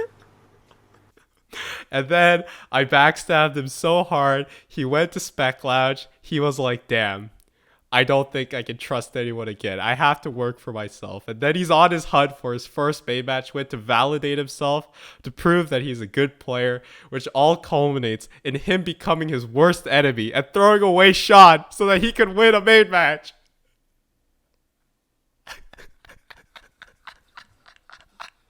This is exactly how it played out. And then Fuck this category. that move Don't vote for me. I don't want to be remembered like this. I don't like this narrative Marcer is pushing. That was made in self-defense. It's Marcer. We need to move on. Seed exchange is far behind us. I just lost the Grunkle. Don't talk about seed exchange challenge. And that move is ultimately Grunkle's demise, but he comes out stronger because then he goes to Black Garnet and he plays an honest game. He wins middle race and he only falls at the hand of someone way stronger due to some ridiculous dumb stuff. He wins middle race, a game where everyone but 2 people can win. And has to win. What's your point, to win. Mechanically, everyone but 2 people will win. By definition, not 2 people. That is so impressive, Marcer. Thank you, XNimus. Have I done enough shilling for Gemini yet, or should I do more? Or do you think people get the message by now? You want to do more? I'm down for it. Gemini would probably love to hear it. I think I've said my piece on Gemini. We need to give other people a chance, right? I can't just be here selling Gemini the entire time. I can't forget about Beans. Beans was alive for 2 episodes. I will. He got burned by Myth, and then he got burned by Myth again, and then he died for it. I will say Beans has always been one of the like a person with like a very big personality. I think sometimes, like, in terms of, like, the spectating experience, he can be hindered by the amount of activity he's willing to put in at times. But, like, personality-wise, like, if Andy's Genius Done Quick were, like, a live VC, I can definitely see him, like, taking more votes than I currently do. I also do think it is worth just pointing out once again that Marcer was involved in, like, every single pivotal moment in Genius Game 4. Except for, like, me beating KO. That was probably it, but he did help me practice. I did help you practice. Everything from tying with Floridium to Pixie not being EC. I will say, like, as someone, right, like, who spectated Code Breakers and didn't know most of the cast, like, Techno stood out to me because, like, he was really funny. For sure. Mm-hmm. And later on, he did have, like, this ballsy playstyle of, like, I'm going to the deathmatch, have fun, you know? Unfortunately, yes, that was his playstyle. Yeah, Techno was a big standout of Code Breakers for me personally. Like, he was playing to entertain, you know, he was humorous, you know, he gave pretty in-depth thoughts. So, a lot of fun to watch and a lot of fun to watch his chaos. To give all the other people their due, though, Ryan from Black Garnet, I couldn't watch Black Garnet, obviously, and Grunkle, what are your thoughts on Ryan from the few episodes you played with him? He was an enjoyable guy to be around. He was very much just like the nice face of everyone in the org.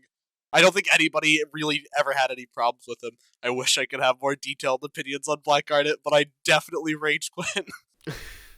Yeah, so Jack said similar things, except he appended it with Ryan did not give a flying fuck. He played exactly how he wanted to play, and he would not let anyone stop him. God bless. I can support that. And I feel like for Jack, yeah, like Jack was like, yeah, he was entertaining to watch because, you know, he was a man on his own mission. And that is pretty entertaining to watch, right? And, you know, he is a fun guy. So I mean, I personally didn't watch him, but I can totally understand why someone might have if they were able to watch Black Garnet. I Yeah. will say one underrated thing about Ryan. I had this. I subbed in for Phoenix 2 episodes, right? And the second time I subbed in, Ryan was kind of just like asking me like to help him out in the main match. I kind of throw Zach under the bus, like pretend Zach is like the mastermind or whatever, right? And so like Ryan tells me that's who I'm gonna pick for the death match if I'm EC. And then he writes down like on mobile or like some like if I'm EC, I'm picking Zach as my DM candidate with a signature. And he sends it to me. He's like, tell Phoenix to thank me. And I go, hey Phoenix, thank him. Incredibly based. That is an interesting to spectate player for sure. That is one of the few downsides to orgs like Black Garnet Genius 2 and Chameleon of Worlds that were a little bit more difficult for the general public to spectate, is that there are a lot of really great moments and a lot of really great people who didn't get like really the full publicity that they deserve. Yeah, for sure. I'm gonna go over Shane from Andy's Genius Done Quick. Shane is a pretty established player, but this was my first time spectating him, and he had a lot of thoughts, and he also was organizing a lot of alliances, right? He's a very social player. You know, he and John and Myth controlled a lot of the early game, so he was definitely interesting to watch, at least for me, because I was new to how he played. I don't know if older members of the community can say the same, but I can safely say that I was entertained by Shane. Now, for Pixie, Grunkle and I both can't really comment on spectating her because we played with her. So maybe X, you have a little bit more insight. I feel like with Pixie's thing, it's more about seeing her internal struggles. Because like she had to play a very snaky game, a very snaky social game, and undercover kind of game, and backstab a lot of people, like whether it was directly or indirectly. And in some sense, like you do feel for her, right? In on another like level, you kind of go like, oh shit, these are the thoughts of a real human being. I feel like that's more of the direction I would like kind of see Pixie as, like in terms of interesting to spectate. Hmm. So did you feel like she was a very like someone the spectators could empathize with? Yeah, Is yeah, for what you're sure. trying to say? Yeah. All right. Well, those are all your candidates. We gave each one their fair due. So now let's move on to player with best main match performance. We got a Cake. long list here, folks. It's a short list. So, It says cake. Like, that's the entire um, list. I'm going to argue for some other people because I want to play devil's advocate. So we're going to go down the list. There's Crow, there's Techno, there's Gemini, there's Cake, there's Marcer, and there's some new names here too. We have Phoenix from Black Garnet. We have Myth from Andy's Genius Done Quick. We have J Kitty from Genius Game 4. We have Amy from Code Breakers. We have Zach again from Black Garnet. And we have Pixie once again from Genius Game 4. But we also have Luridium from Genius Game 4. Long list. Grunkle, what's your piece on Cake? What's my piece on cake? You mean piece of cake? I think it just goes without saying, as somebody who had to understand and live under the wrath of Cake Tastes Good, she just completely stomped the game. She has, the new record for most main match wins in a single season of 9. I think I mentioned this before, with having a 5-episode immunity streak for the final 5 main matches of the org. Cake was able to just establish and display dominance in every single main match she played, whether she was an active player in it or not. Even when Cake wasn't the person who was doing all the dirty work, most of the time she would still end up with a win to her name, and it was absolutely infuriating to play against. X, I think you have some other people you might want to give a shout out to. Sure. I will say Phoenix, his like he was the previous main match record holder, right? I'm pretty sure. No, I'm pretty sure it's Shane, isn't it? Or at least like the record holder for the longest streak or something like that, right? But Yeah. I do think Phoenix, like when you think of main match players, I think Phoenix is up there, right? Yeah. He had a different like early on, at least early on in Black Garnet, like he won the first three. He technically won the fourth, but then went for the Black Garnet, which invalidated his immunity, right? But okay, substituting for Phoenix twice, like he's kind of given me the inner workings of his mad mind, right? And I do feel, especially with that live environment, he was really thriving early on until he became like basically public enemy number one. But I do think Phoenix deserves to be like nominated here. Granted, like I think I'm voting for Cake. Just I think the statistical anomaly, right, is I can't overlook that. But I think Phoenix always like finds like some kind of out. Like he's gonna try everything. Like even at the cost of like his social capital with people. Like he will try to win. That is very unfortunately true.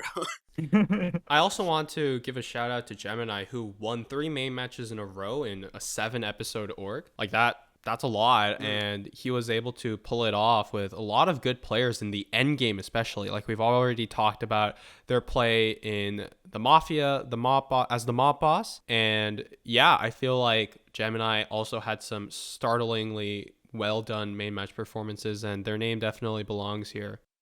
There's a lot of GG4 on this list. X, you got any GG4 takes? I shilled for you once, okay? Grunkle will have to do it this I'm time. actually not asking about me. I'm asking about J Kitty.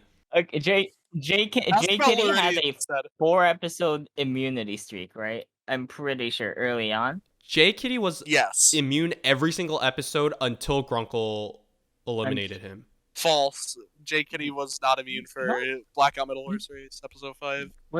Oh, right. Yeah, sure I it was screwed him 4 over that episodes. episode. It's 4 episodes, Yeah. I'm pretty sure. Yeah. But 1 through 4 in episode 6. oh yeah, in episode 6, yeah. Like 5 out of 6 episodes he was immune. And then had he won the deathmatch against Grunkle, I do believe he had a very good chance to keep his win record going. I do think this was like a potential that kind of just like got cut short, you know? Like had he made it all the way, like I think we can see him as a real contender to win this. But you think he just got eliminated too early? Yeah, I feel like he just got eliminated too early. Mm-hmm. But like, I feel like the repertoire he left behind is really, really impressive, right? Yeah, for like sure. he was able to convince all alliances to give him a token, right? Because like he got Wiki to help him out, and then he got me to help him out. Like, yeah, he wasn't doing this with one static alliance either. So Yeah, I think the most impressive part to me about J Kitty's play in GG4 is that 3 of the immunities in those first 6 episodes are from distributed tokens, not from actually directly winning the main match, which says a lot to J Kitty's social prowess in the early game, but probably doesn't stand too well for best main match performance. I also think I did pretty well. there we We're go. not talking about you. Okay, Until episode okay. 7, I know- when your first main match, how You've let me into your mind a few times, and I know the amount of the amount of like sweat lording you've done like in these main matches. I'm pretty sure you built bots like to help you calculate scenarios and stuff. Yeah, I, multiple. yeah. So and I do think you also have like the statistics to back it up. Yes. Yeah, yeah. You did well. I'm not gonna lie. I do think Cake probably deserves to win this category. I agree. But I do want to say you deserve a I nomination. did okay. Yeah, I did okay. You earned your spot. I was on a 4 main match immunity. I was on a 4 immunity streak that only ended because Final 3 was throwable. And even then, I almost accidentally won Final 3 because I made multiple spreadsheets to help me optimize my chances. But Liridium just correctly read me, and he just needed to read me correctly once out of like 20 times because Red was actively throwing to make sure I lost. So I tried. I think I did okay. I think you can speak more for Pixie and Liridium. I will talk about Pixie and Liridium because they were great, great allies to me. I feel like Liridium's strategical prowess is really, really strong. Like, I was doing a lot of the optimizing and, of course, a lot of the organizing as kind of the quote unquote leader. But Liridium was very much the strategic mind for a lot of things. Like, he discovered how to perfectly optimize Crystal Reaper, for example. He was able to help with a lot of the initial strategizing for Blackout Middle Horse Race and also for Mini Survivor. So he was definitely available to help with the main match performances. And the other thing is Liridium won 6 main matches in GG4. That is true. That is a ridiculous number. And, you know, he didn't get any immunities. Like, these were all wins. And, like, you can argue that, yes, you know, like, Grunkle helped him get a win, right? I helped him get a few wins. But ultimately, he was able to somehow use his social connections, right? He was able to talk to the right people to let him win the main match. And that in of itself is super impressive, right? Like, every time Liridium won the main match, he did so without burning anybody severely, right? Because I would take most of the brunt of the damage, or, you know, he would just do it with everyone's cooperation or with just Grunkle telling him one small thing that he didn't really end up getting blamed for. Like, I think that is very, very impressive play to win so many main matches and make so few enemies. And I think Pixie is a little bit of the opposite. I feel like if Liridium was the strategic mind, Pixie was the social mind. She was doing a lot of the talking. She was doing a lot of the conversing and making sure that the 95's plans would all work out perfectly. And without her, no amount of strategy really works, right? Because these are main matches. They are inherently social. If you have a strategy, but if someone else knows about that exact strategy, they can completely counterplan you. And Pixie being so well connected and Pixie being able to tell us exactly what other people are going to do is really the only reason Liridium and I won so many main matches. And of course, she did that without making many enemies herself, right? She did a lot of backstabbing. She did a lot of lying and moving. And despite that, everybody was really supportive of her. And she was able to survive and never get DMO'd. And I think that is also really, really impressive. Like, genuinely, I think I had 2 of the best allies help me win everything. And when I talk about my own successes, they're not really my own successes because without them, none of it would have happened. So I think both of them are very deserving to get nominated and even potentially win this category. Yeah, they're great. They're great. They're great. I mean, my criteria for choosing who to work with isn't like, you know, big brain, like, oh, this person is a weaker DM player than me, or this person is a stronger DM player than me. It's literally just, I like these people. So I worked with the 3 people I like the most in the cast, or I like the most that were also receptive, like Grunkle, Liridium, and Pixie. And yeah, that's it. I will say Pixie may not have won much, right? As far as like statistics go, but like I think it's fair to say she knew what would happen in like pretty much like almost every main match, right? Mm-hmm. Yeah. For sure.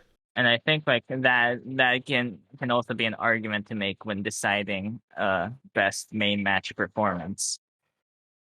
All right, let's move on to the next category, player with best DM performance. We got a lot of familiar names, but there's a little bit of a twist here because DM Coliseum 2 players were also eligible. So we got 3 of them here. We have Ghostwheel DMC2. We have XNimus, hi, DMC2. We have Sally DMC2. And then we have some familiar names. We have Red's Toad from GG4. We have Grunkle Squeaky from GG4. We have Marcer from GG4. We have Toby from Cow the Genius. We have Phoenix from Black Garnet. And we have Techno from Codebreakers. So I want to start this off by saying I don't think you should vote me for this effort because yes, I have 3 DM wins and yes, it looks impressive when you look at the stats, but one of those DM wins is completely fraudulent and fake. And we'll get to most round player later, don't worry. I don't think, like, I don't know how I compare against most of these players, but if you compare strictly Grunkle and my run, Grunkle's is like 30 times more impressive.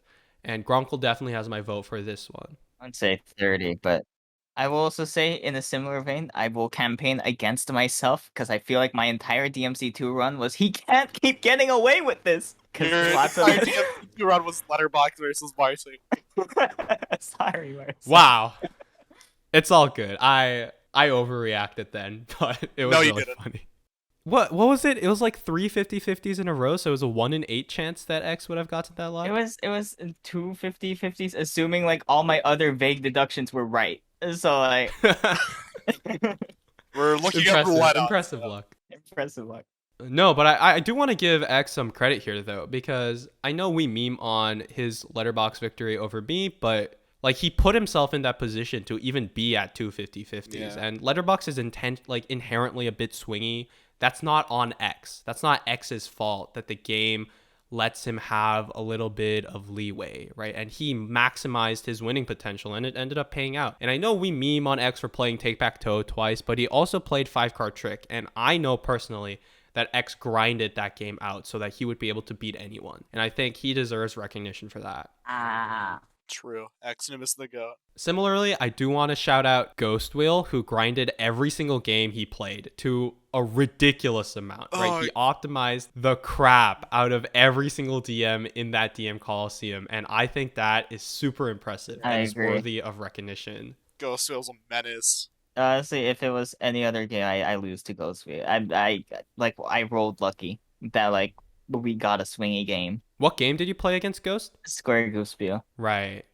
Ghost Wheel is a terror, and the amount of dedication he had was, I think, unparalleled. I had never seen someone be that smart and that good at analyzing games and preparing. I agree. Guess we could play Mental Changi with him when KO finishes the games.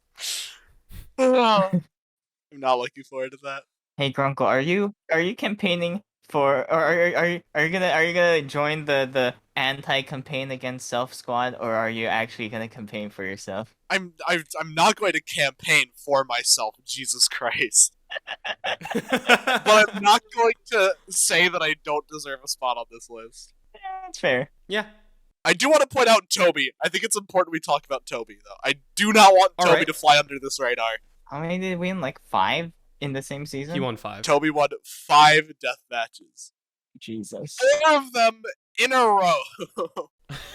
Toby was EC in episode 7, but Token of Immortality out of it. EC in episode 8 won Kill Hop versus Melee. DMO episode 12 won Same Picture Hunt versus... Oh, wait, hold on. Am I reading that wrong?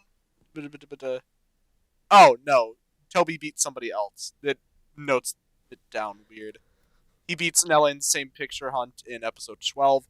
Episode 13, Toby beats Luke in Shapeshifter. Episode 14, Toby beats Cooper in Memory Maze. Episode 15, Toby beats Brian in HyperConnect 4. It is only just barely killed in episode 16 and final 3 in Truth Detector. It's really impressive because look at all the different types of DMs he played, right? HyperConnect 4 is a strategy game. Memory Maze is a memory game. Same Picture Hunt is also a memory game with some observation. He won in Kill Hop, which is an observation game. This isn't him farming a single game or a single type of game. This is him demonstrating his prowess in all types of DMs. And Toby was also able to talk to me about Truth Detector when Korra beat him. And he basically said he was actually expecting it to be, I believe, monorail, because he knew they were reusing show games and there was one that hadn't been used yet that they were saving for the last episode. And he thought it was going to be monorail. But it turned out to be Truth Detector, which he wasn't a fan of because of, how it obviously works.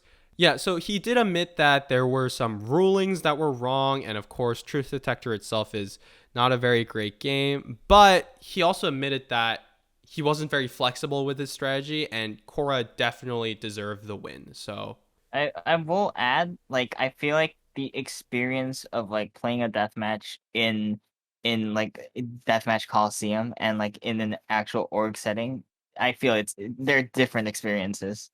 For sure. Because like I feel like you have more pressure on yourself to survive like in an actual org setting. Like Deathmatch Coliseum, like, I lose a game, round robin, whatever. I feel like the psychological aspect of just going to 5 death matches within the same org is actually like, and just handling that. I think that is also impressive in its own right. He was a tank for sure. So I do want to give a shout out to Red, who beat 2 people in 2 really, really, well, to me, they were intensive, but I guess he's really good at number stuff, right? He beat Simons in Set Theory, and then he beat Grunkle the person that I think should win this category in numerical melody. And I think that definitely counts for something. His performance in math based games is impeccable.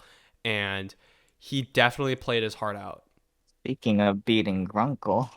Shut up. Let's talk about my boy, who I think deserves to win this category. Grunkle came out of nowhere. Now we all know how strong he is, but at the time, nobody knew. But he ended up beating KO, he ended up beating J Kitty, and he ended up beating Piggy. And those are three very, very impressive names. Two of those are against seasoned veterans who have multiple DM wins and are known in the community as DM beasts. And Grunkle just beat them both in one single org. That is super, super impressive, and his GG4 DM run cannot be understated in how great it was. I genuinely think he deserves to win this award just based on, having that actual org elimination pressure and beating two of the strongest names.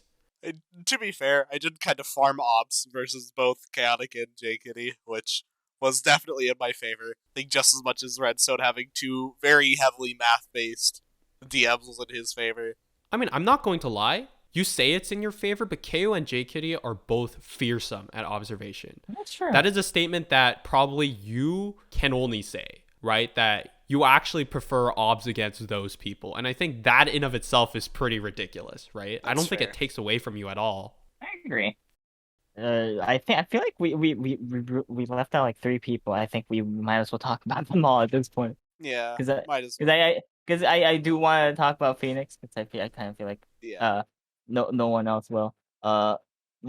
Phoenix, like he did beat Grunkle. Admittedly, it wasn't to Grunkle's strengths, but I think beating Grunkle at anything is impressive. Like when I look at Grunkle as a player, like what he's good at, what he's not good at. Like at his worst, he's average. Like, I don't feel like there are any clear weaknesses. So like I think beating Grunkle is always an accomplishment.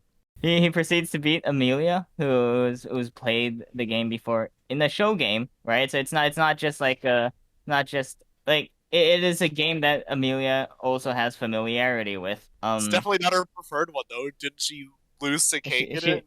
She did lose, yes. That same DM. But like he also beat Sam, right? Who also like won an org, is also like a strong player in his own right in Sam's preferred game. So I do think like some credit has to go there. Do you want to talk about Techno, Grunkle? I can definitely bring myself to talk about Techno, yeah. Techno's DM performance was definitely a ride. That's one of the best words I could use to describe it. Picking up in Codebreakers, a win in episode 3 in betting RPS versus Chaotic, a win against Grunkle in episode 6 in betting RPS, and then a win against Simons in episode 9 in Indian Blackjack.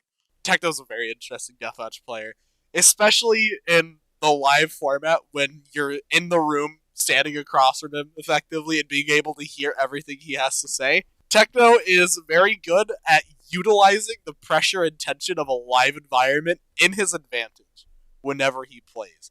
He's a very in-your-face kind of player, not necessarily in the disrespectful way, but it's something that he absolutely is able to utilize to his advantage, which is a very unique deathmatch property, which I think absolutely makes him absolutely capable of being nominated for this award.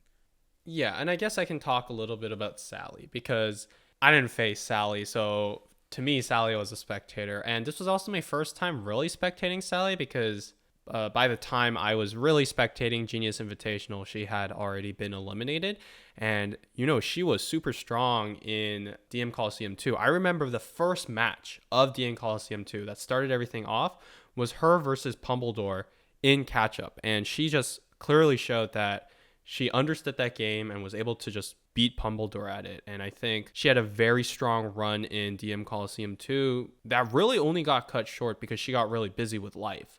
Like, I think she definitely could have made a very, very strong run throughout the entire thing, but unfortunately, she had to give it a rest because real life takes priority. Yeah. She beat me at Letterbox, and when we got to the next stage of the of the game, like of the tournament, like it became a tournament bracket, and I was praying to God, like I please don't put me up with Sally again. Like that is just one fear. And Yeah, also wasn't like Sal your only loss in DMC2 so far?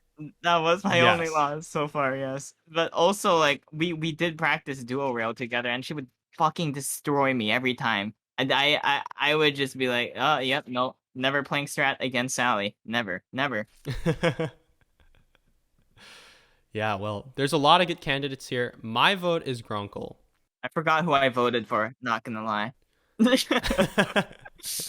But let's move on to player with biggest underdog victory. We have 6 different players available for this. We're going to start with Grunkle for finally getting an win after a record 19 episodes without one in Codebreakers. We have Phoenix for winning middle race despite being voted to be last to pick a role. We have Evie for winning Poker Puzzlers with her newfound love for logic puzzles.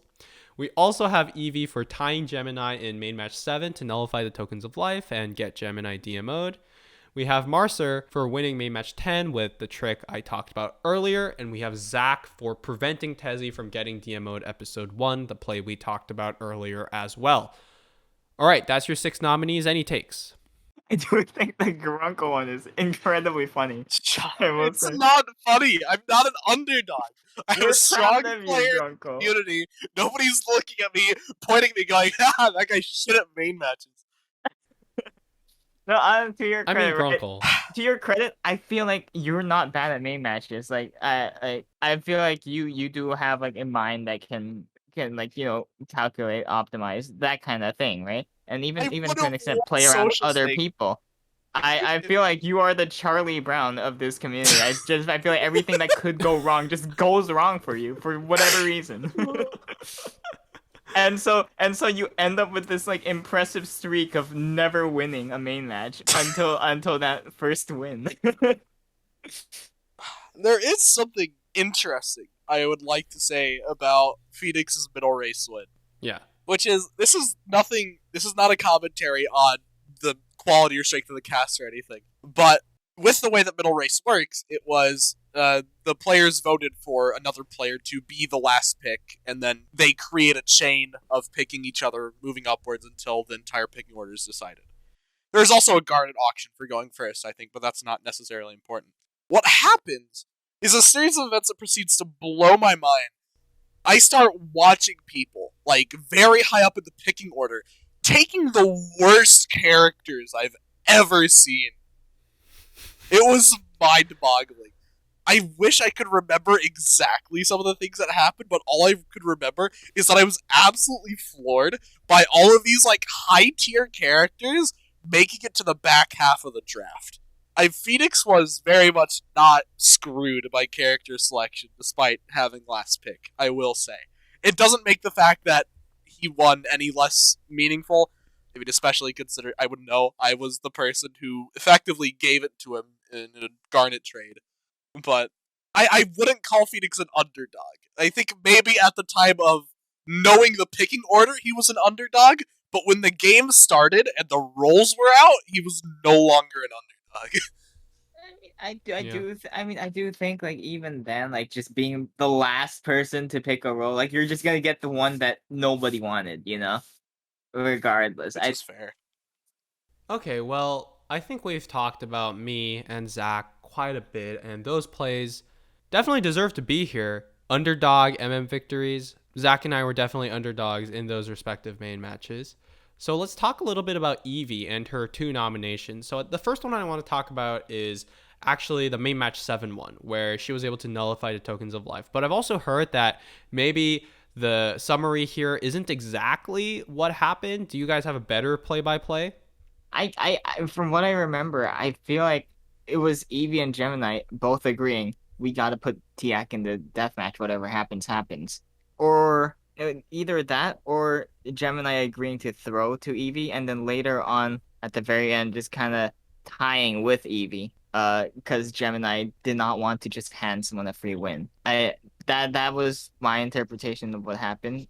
I don't think it was any like decisions made on Evie's part, right? Like she was just supposed to be handed a win for free and by Gemini and with Tiak like maybe king making, but then Gemini at the last second decides, you know what, you don't get a win for free, and so they tie only for Gemini to get DMO'd anyway. So would you say this is a better play for Gemini? I would not, no, I would just say this is like more circumstantial, I guess. Here's the thing. Gemini didn't win that, right? Like Gemini went to the death match. I would not say this is necessarily a better play for Gemini, or this is Gemini's underdog main match victory, right? But also, like, I would not say this is Eevee's underdog main match victory either. Is all I'm saying. If I read through the recaps that Andy has gracefully provided for Andy Org, which I've already shouted out before, from what I'm gathering, Gemini and Eevee worked together early to create a lockout strategy to force Tiak to be EC. The Gemini-Eevee relationship becomes strained over a misunderstanding both parties believe the other is betraying. Tiak has declared to Gemini that she will be picking them for the DM if they are able. Eevee and Gemini have both attempted to betray each other finally. Tiak has the final say on what will happen in this round. Tiak's decision is the one that causes Gemini and Eevee to tie for first, resulting in all TOLs being voided. Tiak drags in Gemini. So it's like, it's kind of not supposed to be here. Yeah, like maybe like play that wowed me the most extreme ways moment, something like that, right? I don't think underdog main match victory quite fits, especially considering there is no victor. Yeah, that's true. I mean, Zach was also not a victor, but I would definitely consider that a win for him. I don't I would not. I would consider this more on like social play, you know. All right, well, Eevee did do something really good, and that's her first main match win ever when she won Poker Puzzlers for her team by really loving the puzzles. And as someone who was there, it's really wholesome. This is so amazing. As someone who was watching it live, it was like everybody else was freaking out about the puzzles, and Eevee is just like, I love these puzzles. I'm going to grind them. And she grinded them so hard and ended up destroying everybody's times. And it gave her her first main match win. I was so proud. I loved watching this happen. It was one of the best things I've ever seen in a Genius Org. I loved it a lot. It was what I voted for, even though I'm on the ballot. Yeah, I mean, it was really, really impressive. And I remember at the time, people thought, Eevee was a quote-unquote AOP socialer, right? Someone who doesn't really talk, someone who doesn't really end up winning main matches, And there was definitely this undercurrent that, she's not going to survive very long. But she proved her worth right here. And, not only was she really good at the puzzles, she was able to organize her team to victory. So bars. Yeah, I mean, no, yeah, I agree.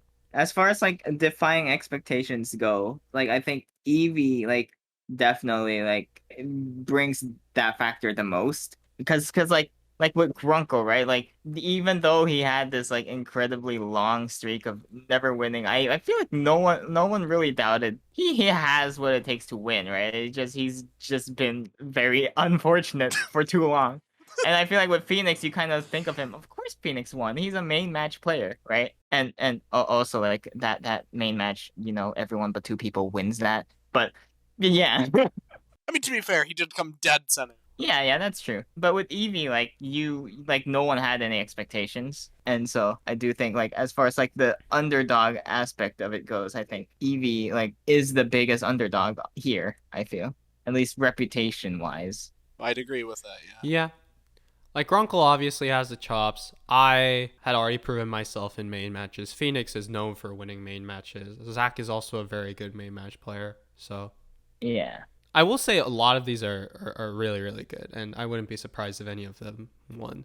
Grunkle, obviously an impressive victory. I did okay, I guess. Eevee popped off. Phoenix did very well. And Zach, of course, with a spotlight play in that episode 1. All right, let's move on to player with biggest underdog DM victory. We have a lot here, but I have two of my favorites. I have my two favorites already lined up. So we have Ray versus Hef from Black Garnet. We have Zach versus Shane from AGDQ. We have the Sheng versus JT Battleback. We have Beans beating Hungry in Andy's Genius Done Quick. We have Math Turtle beating Sally in DM Coliseum 2. We have Grunkle beating Chaotic in Genius Game 4. We have Grunkle beating J Kitty in Genius Game 4. We have Techno beating Grunkle in Code Breakers. We have Gemini beating Tiak in Andy's Genius Done Quick. And we have Cora beating Toby in Cow. Come on, just go through these one at a time. I'd be down for that. I think there are two that are clearly higher than the others. Listen, let me just address the elephant in the room. Is it going to be Math versus Sally and Grunkle versus KO? Yes. Yes. Okay. I feel like at the very least, we could give all the other ones a shout at least what happened. Yeah. Right? So, Ray versus Hef. I think you know the most about this. I do know the most about Ray versus Hef because I was very crucial to everything that happened in this. I gave Heffrey the whole shebang on letterbox coaching because, I play in DMC too. I knew what letterbox was. I even gave Heffrey the spreadsheet that I used for taking notes when practicing and playing letterbox in DMC 2. And I gave a bunch of coaching. It was just unfortunate that at the very end, Heffrey blundered a read on one of his guesses earlier and lost a coin flip and lost the whole game off of it. Which, honestly, I don't really see as much of an underdog victory because Ray was still way behind. It was just Heffrey overplaying, and I don't know how Ray could have been an underdog to Heffrey by then. It was episode 1. I guess it was probably because it was the social version of Letterbox, and Heffrey did have a sizable advantage over Ray letter-wise, with people even lying to Ray, or I think it was only one person who lied to Ray about what letter they had. Yeah. The next one is Zach versus Shane. I was here to watch this. Zach at this time was a completely new player. Nobody knew him. And Shane is obviously a big face in the community. And I believe the DM they played was... Let me check. I don't want to say anything incorrect. It was the poker one where they placed tiles, I think. Yeah. Wait, no. Zach beat Shane in Dragon's Rage. Yes. That is what happened. Yeah, and it was a pretty impressive win because Zach beat Shane pretty solidly. And Zach really showed that he had the chops to stay in a game. Sheng versus JT Battleback. That is, I'm going to sit here and say no, that's not an underdog victory. I'm sorry. Like, Phoenix and I were actively working with Sheng, giving him poker coaching to win that. Like, we grinded practice games and grinded poker theory.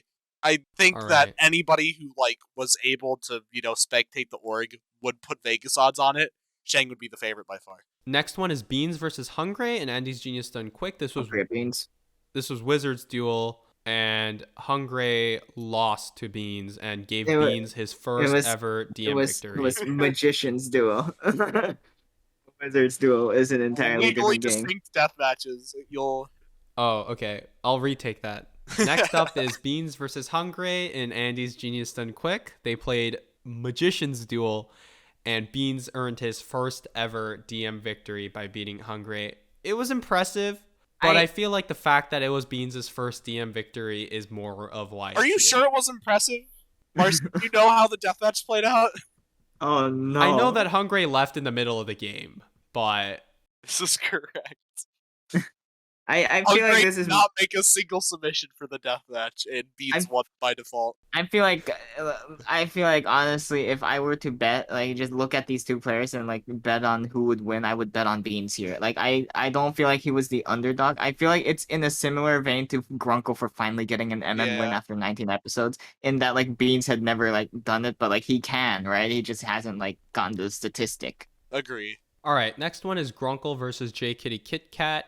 This was in Faulty GPS. I feel like this one was very impressive. Grunkle took a very impressive win, but it pales in comparison to Grunkle versus Chaotic, mainly because at this point, Grunkle was a known commodity. He's the guy that beat KO. Of course he can beat J Kitty too. What can't this kid do? J Kitty is really, really strong. Yes. That's an understatement. And in some areas, J Kitty is probably stronger than KO. But Grunkle, that everybody was undermining and thought would immediately lose because nobody had ever seen him perform before, is a much bigger underdog than Grunkle, who defeated Chaotic. Yeah. Yeah. I already had a little bit of clout by that point, so it is fair that it would be rated under me versus KO. Yeah. Techno versus Grunkle. I'm going to say this piece for you, Grunkle. I don't think this was really an underdog victory in anything other than DM player strength because Techno had everybody's support in a social DM. There was nothing you could really do except play your heart out, which you did, and that's why it was so close. Anyways, next is Gemini versus he's just not commenting on it. I agree with Marcer's take. I think like this is only like an underdog victory, like in terms of reputation, rather than like how it actually played out. Yeah, I agree. I'd give the Vegas odds argument here again. Like after social settled, like when the deathmatch started, you bet on Techno. Yeah. Yeah. Gemini versus Tiak in Crossy River. Really impressive victory from Gemini. I'm not going to try. It's very, very impressive. I felt like Tiak was the favorite. I think a lot of people felt that way. And Gemini proved themselves in this deathmatch. Took it to finals. And of course, a little unfortunate how the org ended. But Gemini was a very, very deserving winner. And this was one of the big moments for them and their org. And to further like encompass the underdog like feeling, right? Like I feel like Gemini is kind of known for like being a social player more than like someone who optimizes maybe or like someone who wins death matches, right? Like this season, like Gemini saw their first win in Myth, and against Tiak was their second death match, and like I think the gap from like going from Myth to Tiak, I think it is pretty sizable. I'm not gonna lie. I do feel. Was that rude to Myth? I'm sorry. Fuck. Do I have to retake that? Now we're net negative. No, you have to say something nice about Myth so you can go back to neutral. You know what? You're right. You can retake it if you want me to cut it. No, we can't cut that. Come on. No one be mean to Myth. Dear moment. I feel like Gemini kind of like jumped from like beating Myth to like beating like someone people like considered like an actual DM threat. Like I don't think people consider Myth a DM threat per se. But Tiak was definitely someone people considered a deathmatch threat and someone who could just make finals off of winning deathmatch after deathmatch, you know? All right, last one, Cora versus Toby. We've already talked about this a little bit. Toby was on an insane DM streak, and then Cora beat him to make finals, and then she ultimately ended up winning the org. So very impressive play from her. The only really knock here is that it was Truth Detector, which is not a great DM. But once again, Toby himself said, he didn't play super optimally. Cora played out of her mind. So definitely deserves to be on here, I think. Cora was 100% the underdog. I think it is like in a similar vein to Gemini versus Tiak, where like the more like the person not known for like winning death matches kind of ended a deathmatch player streak. Yep, I agree. Very, very impressive. But we got two left, and these are our personal picks. Let's start with the first one. Let's start with Math Turtle versus Sally.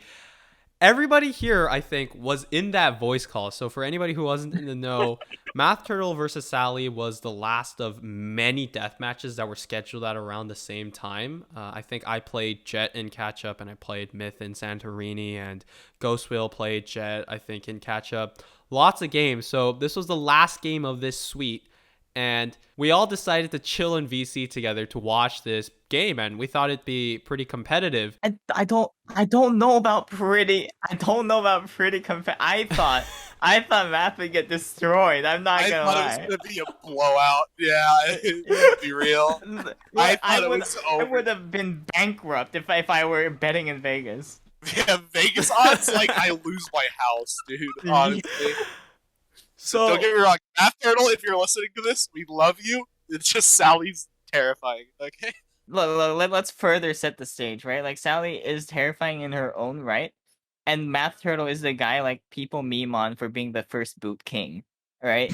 Like I do feel like some of those like it's similar to Grunkle where he's like kind of like Charlie Brown, like unfortunate things happen more than they should multiple times in a row, but like. That being said, I like when you compare Math Turtle as a player to Sally as a player, I think Sally is like much more notable. Yeah, and Sally we just talked about how great her performance in this org was, right? Yes.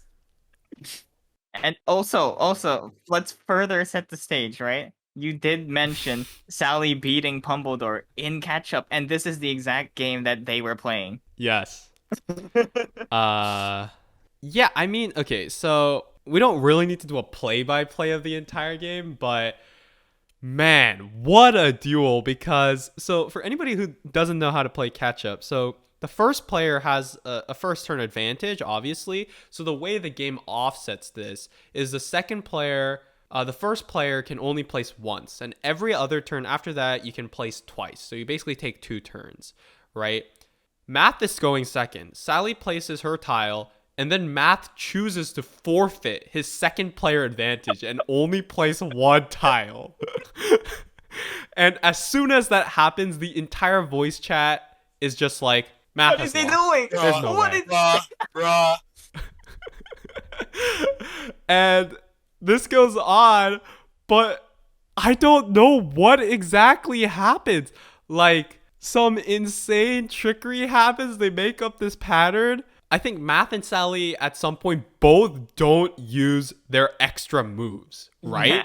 Yeah. This is correct. I distinctly remember going, what is Math doing? What is Sally doing? And then somehow, after this absolute roller coaster of a game, Math plays a game winning move. He finds lethal. Sally has to resign. Like, absolutely insane. Absolutely insane. I don't think anybody saw it coming. The entire VC was popping off. Like yes, I feel like the situation and us all like popping off and screaming in VC adds to it, but like just by itself in a vacuum, it is an absolute insane upset. I think it was one of the biggest underdog DM victories perhaps ever. I agree. But let's give our due diligence to the man of the hour. We got Grunkle versus Chaotic, which is the start of Grunkle's saga.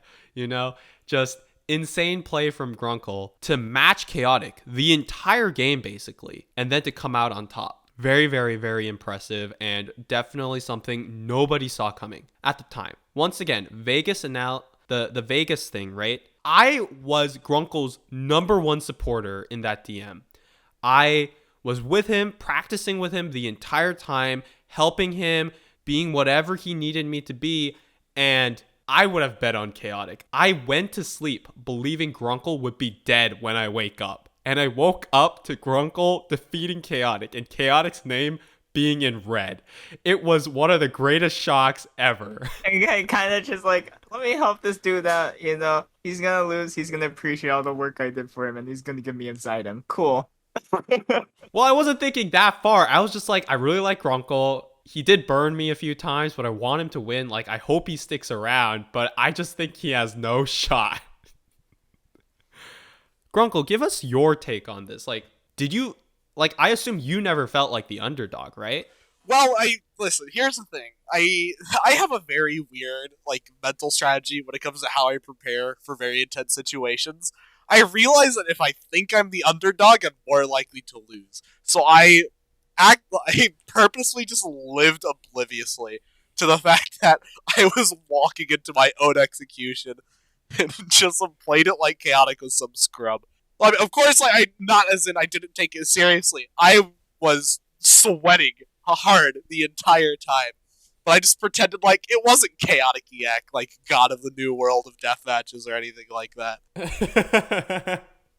Well, congratulations, because you did come out on top. I know some people have a few reservations about this as biggest underdog DM victory because it's only an underdog victory at the time.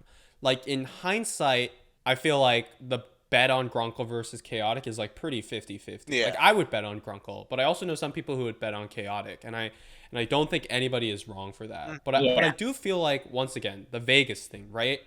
Nobody would have earned money in that death match. Everybody is losing out. And I think that speaks to how monumental that moment was. And I do feel like that is a pivotal moment in GG4 as well. I feel like that's why it's in so many people's minds, right? I feel like that is the start of GG4 really hitting its peak. So I agree. And also, like, I feel like Flowerfield is kind of an iconic deathmatch for this reason. Or like, at least this is one of the reasons why. Yeah. Not I feel only like is the it a Cloud great reveal, game, but like the events surrounding it just like adds to it, I feel. if it didn't get this good of a showing, we would probably not be seeing as much of it. Yeah. All right, let's talk about player most robbed. I think this category may be a little short. We have a lot of names. We have Grunkle Black Garnet. We have Grunkle Codebreakers. We have Beans from Andy's Genius Done Quick.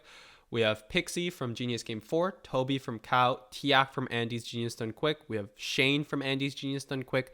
JT from Black Garnet. Evie from Andy's Genius Done Quick. Red from Genius Game 4. Sean from Codebreakers. But we also have Wiki from Genius Game 4. And I'm going to be the first to say it. I think Wiki should sweep this category. You won't be the last to say it. I'm sorry, Grunkle. You're not alone. I'm sorry, Grunkle. I think you were probably robbed very much in both of your orgs, but Wiki had the entire game against him, and he could have done nothing. There was nothing he personally could have done. The game was rigged. I genuinely don't even know why I'm on this list, or who decided to put me on it, who used their nomination for anybody that wasn't Wiki. I think, as a proper explanation for people that are not fully aware of the situation, submarine warfare. Marcer? Yeah, so Wiki tanks for EC to be able to DMO me in a very pivotal episode 6 between two of, at the time, maybe the leaders of their respective alliances or whatever, right? The stage is set for a really epic showdown. We ban to Psych Strat. Eve reveals that the name of the game is Submarine Warfare. The rules are revealed, and it turns out to be some kind of tactical RPG game where you could give your submarines different skills, but they would be like hidden, submerged underwater. So you had to like guess where the submarines were. None of that matters because 5 minutes after the deathmatch rules release, both players, both Wiki and I, realize that the game is broken. EC can never win. DMO will always win. And this is because of one poorly implemented mechanic that was made at the last second, which involved basically submarines that were on the surface that you could see could gain double the points in the center. And the submarines just have a little too much health and a little too much mobility that there is just not enough time. I can just camp the center and I will win because I have first player advantage because I was the deathmatch opponent. The game was literally broken, and it was broken the moment it was revealed. It wasn't like it took hours for us to figure it out. We both knew that the game was broken from the start, but no change was ever made. We played it out, and of course, Wiki got demolished in a game that was rigged against him from the start. He was playing really well in the org up until then. It was absolutely a robbery. He should have made it much further, or, well, he should have lost. If he was going to lose, he should have lost to me in a far fairer fight, right? Like, I don't think anybody is going to say that, oh, Marcer was way weaker than Wiki or didn't really deserve to win. It's just not in that game. Yeah. In that game, I did not deserve to win because I didn't do anything. I think just inherently the game was unfair, and that's why Wiki was wrong. Yeah. And there's a lot of names on this list, and I know a lot of these have good stories. I just don't think any of them compare to Wiki. I genuinely think Wiki was the most robbed player this year. I'm gonna get most robbed out of most robbed. Robception. I don't even really think I got robbed in either of those orgs. I genuinely don't know why I'm on there. I mean, as someone who is watching Codebreakers, I feel like if someone tanks for EC and then DMOs you and then gets a social deathmatch, that kind of feels like a I robbery. think I got ganked, not robbed. I feel like there's an important distinction to be made there. Yeah, that's true. It was kind of, the players decided against it. That's just how a genius org goes, right? Wiki got screwed by the game. Like, that's just on Yeah. a different level. Like, next level, next tier.